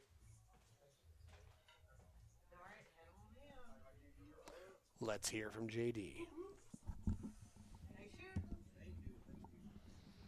See if I can throw these headphones on his head. Well, hell yeah. Tell us about how the match went for you. How are you feeling? And what were some key moments that you remembered? So I came in feeling good, right? I love me some 9-ball, so I like to play. Early on I knew, it's scary. We've played 1,000 times before, so it's like, okay. So I know what to expect, and I know sometimes in 9-ball he can get a little wild. So I kind of, I kept that in mind when I had the opportunities, right? And then you guys talked about those blue chips. I'm like, oh, I gotta get me one of those blue chips. I gotta get me one of them. So, I was patient about it in the first few racks because there were some, and I had some opportunities to get him, and I got him on 2 a couple of times. Well, there was that one where you kept trying to get him stuck behind the 9. Yeah. And you did it for the second time, but the cue ball leaked out from behind the Yep. 8, and he ended up making the 9. Yeah. No, right? What are you gonna do, right? Right. That's how that goes. So I just kind of bided my time, and then saw an opportunity, and I got that 1-3 foul because I really wanted that blue chip. It's kind of a victory in its own right. Right? Yeah. Yeah. And then, but I think I was up 4 games. It was like 6-2, I think, and I lost control of my cue ball quite a bit. I had 2 scratches on the 9, and then I can't remember if it was the 7 or the 8 and the 9. It was the 9 and one other ball, and I think I scratched again. And then then I got a few weird rolls a couple of times, and then I was like, okay, buckle back down, play some defenses, and that's when we had that one, and it leaked out of that 8, and then just comes around, knocks in that 9. And well, man. Yeah. what are you gonna do, right? So I just kept telling myself, dude, you can play this game. You know how to play this game. Just go out there and just play. And so I did, and that last shot on that 5-ball to get around for that 6, my natural reaction was to go up and to spin it, but I didn't want to lose the cue ball. And I knew if I just played with a little, just a little bit of top, it would go out and around. And I just didn't play it hard enough to come around and get that 6. And then, I had a good kick, but Right. Well, I remember where you had to twist around a ball to hit the 6, and then you got out of that rack, and you were down, I think, 3 games at the time, and all of a sudden you're down 2 and then 1. And I was just like, that's one of those shots, you look back, and that was a pivotal moment. So that's one that I remembered. Yeah, no, I was just like, if he ends up winning or getting hill or something, that doesn't happen unless he makes that 6. Right. Yeah, For sure. No, yeah. I remember that now. Yep. I didn't want to play it the way that I played it because I'm not comfortable swerving left. Oh. I can do it, but I really had to buckle down on that one to make sure I got through it, right? Yeah, it worked out perfect. and you got out of that rack because of it. Yeah. It was Well- like, this comeback doesn't happen unless he pulls that off. you So know? have you seen those videos Chris Melling's doing, like recreating that one That really, one like, run crazy out? out, right? Right, You've seen him right, right, right. recreate it a little bit. Well, he started talking about like when he was doing a lot of those masse shots, like that cloth was like a lot newer, and so he was able to get it to spin a lot more, right? But the cloth he was doing to recreate these shots was a little bit more worn, so it was grabbing a little bit faster, so he was having a little bit Hit of it time harder. adjusting, Yeah. right? And so like I've been kind of keeping that in mind because I've always struggled since going to a carbon fiber to swerve like that. Oh, so. okay. Well, yeah, there's a diagram I used to have memorized where it's like the contact point of the ball, how far you aim from the center, you're going to get more spin, but the harder you hit it, the more it's going to travel along the tangent line Right, before it bites. Right, exactly. You know, and so a lot of people tend to overhit masse shots and they go too far and then curve too little. You know, so you got to go further from center and hit it softer than you think. Right, no, a lot softer than you think, because like, man, I've seen a video Yeah, of it'll go Corey Deuel doing a Oh, shot. and like he's he got one to dance right, around the just edge of a ball. perfectly around. Yeah, Yeah. Yes, I've seen that one. I'm not there, but oh, that's right. I wanted to look at that. What's that? I was on a mission tonight to make sure I didn't hand flip. Oh man, I failed horribly. You were trying not to at all? I, think I you was guys- trying. I was literally No, you trying. guys both got 10. Your hands were fucking dolphins. Right. No, that's what I was telling Stephanie before. I was like, I think I'm gonna try and not hand flip. And then I remembered I did it, and I looked at her like, crap, I did it. I wonder how many I had. Well, apparently I failed miserably. So. But. Yeah, I mean, it's fun. You know, it's just part of our, like, cultural thing. You know, people just, hey, but you do it into the grocery store, and you get a cart with a wobbly wheel. Like, what? Hand Right. flip. You know? Yeah, no, this was another one I was kind of aiming for in this match, because when we played 8-ball, I remember him saying like he felt like he played so the more you- technical match. Oh, so I kind of wanted He to. started out playing a real technical match for sure, and then it was like you're like, all right, I can do that too. And you guys had some great back and forths, which Yeah, was really awesome. yeah, no, that it was really awesome. Like, cause that's just one of those things you gotta work on. And Yep. but This came is up the short. stat sheet we keep, so you can see. Yeah, keep track of all those interesting things. But anyway, yeah, let's get Steph back in here so we can close this Yeah, guy down. And sounds good. yeah, hell of a match. Great shooting Hey, tonight. yeah. Always great to see Yes, always, man. Thanks. you. And until next time, then we'll see you back here in the booth. Oh, we got a chair over a wire. It happens.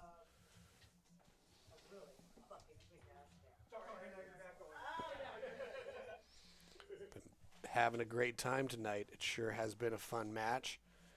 We've only been on the air for almost 4 hours. Oh my God! Yeah, it has been such a fun match, hasn't it, Jesse? I do really enjoy like nice long matches, especially everybody has the energy to get through it, because lots of back and forths, jockeying for position, dramatic moments. Oh, absolutely. Yeah, we saw some really great pool out of both of these guys tonight. We've had a great time. Great people as always. Thank you everyone for tuning in to tonight's edition Yep. of Who's the Dominant Beast here at PNWpoolthing. So we're going to close it out, but please don't forget about Friday nights at the Midway Scotch Doubles Chip Tournament, Saturday nights at the Silver Star 9-ball singles with Ed Winter. Yeah. So until next time, ladies and germs, cheers. And dears, we'll be back in no time. Like, I don't know. We'll be back, In a couple days. yeah, leapfrog over Just- and you Wednesday, know what? Thursday. We'll be back If Friday. you are liked and subscribed, you'll get a notification. Yep. And happy birthday, Zach Wager, Dead Animal Assembly Plant, Hell yeah. May 30th, All right, Star everybody. Theater. Have a wonderful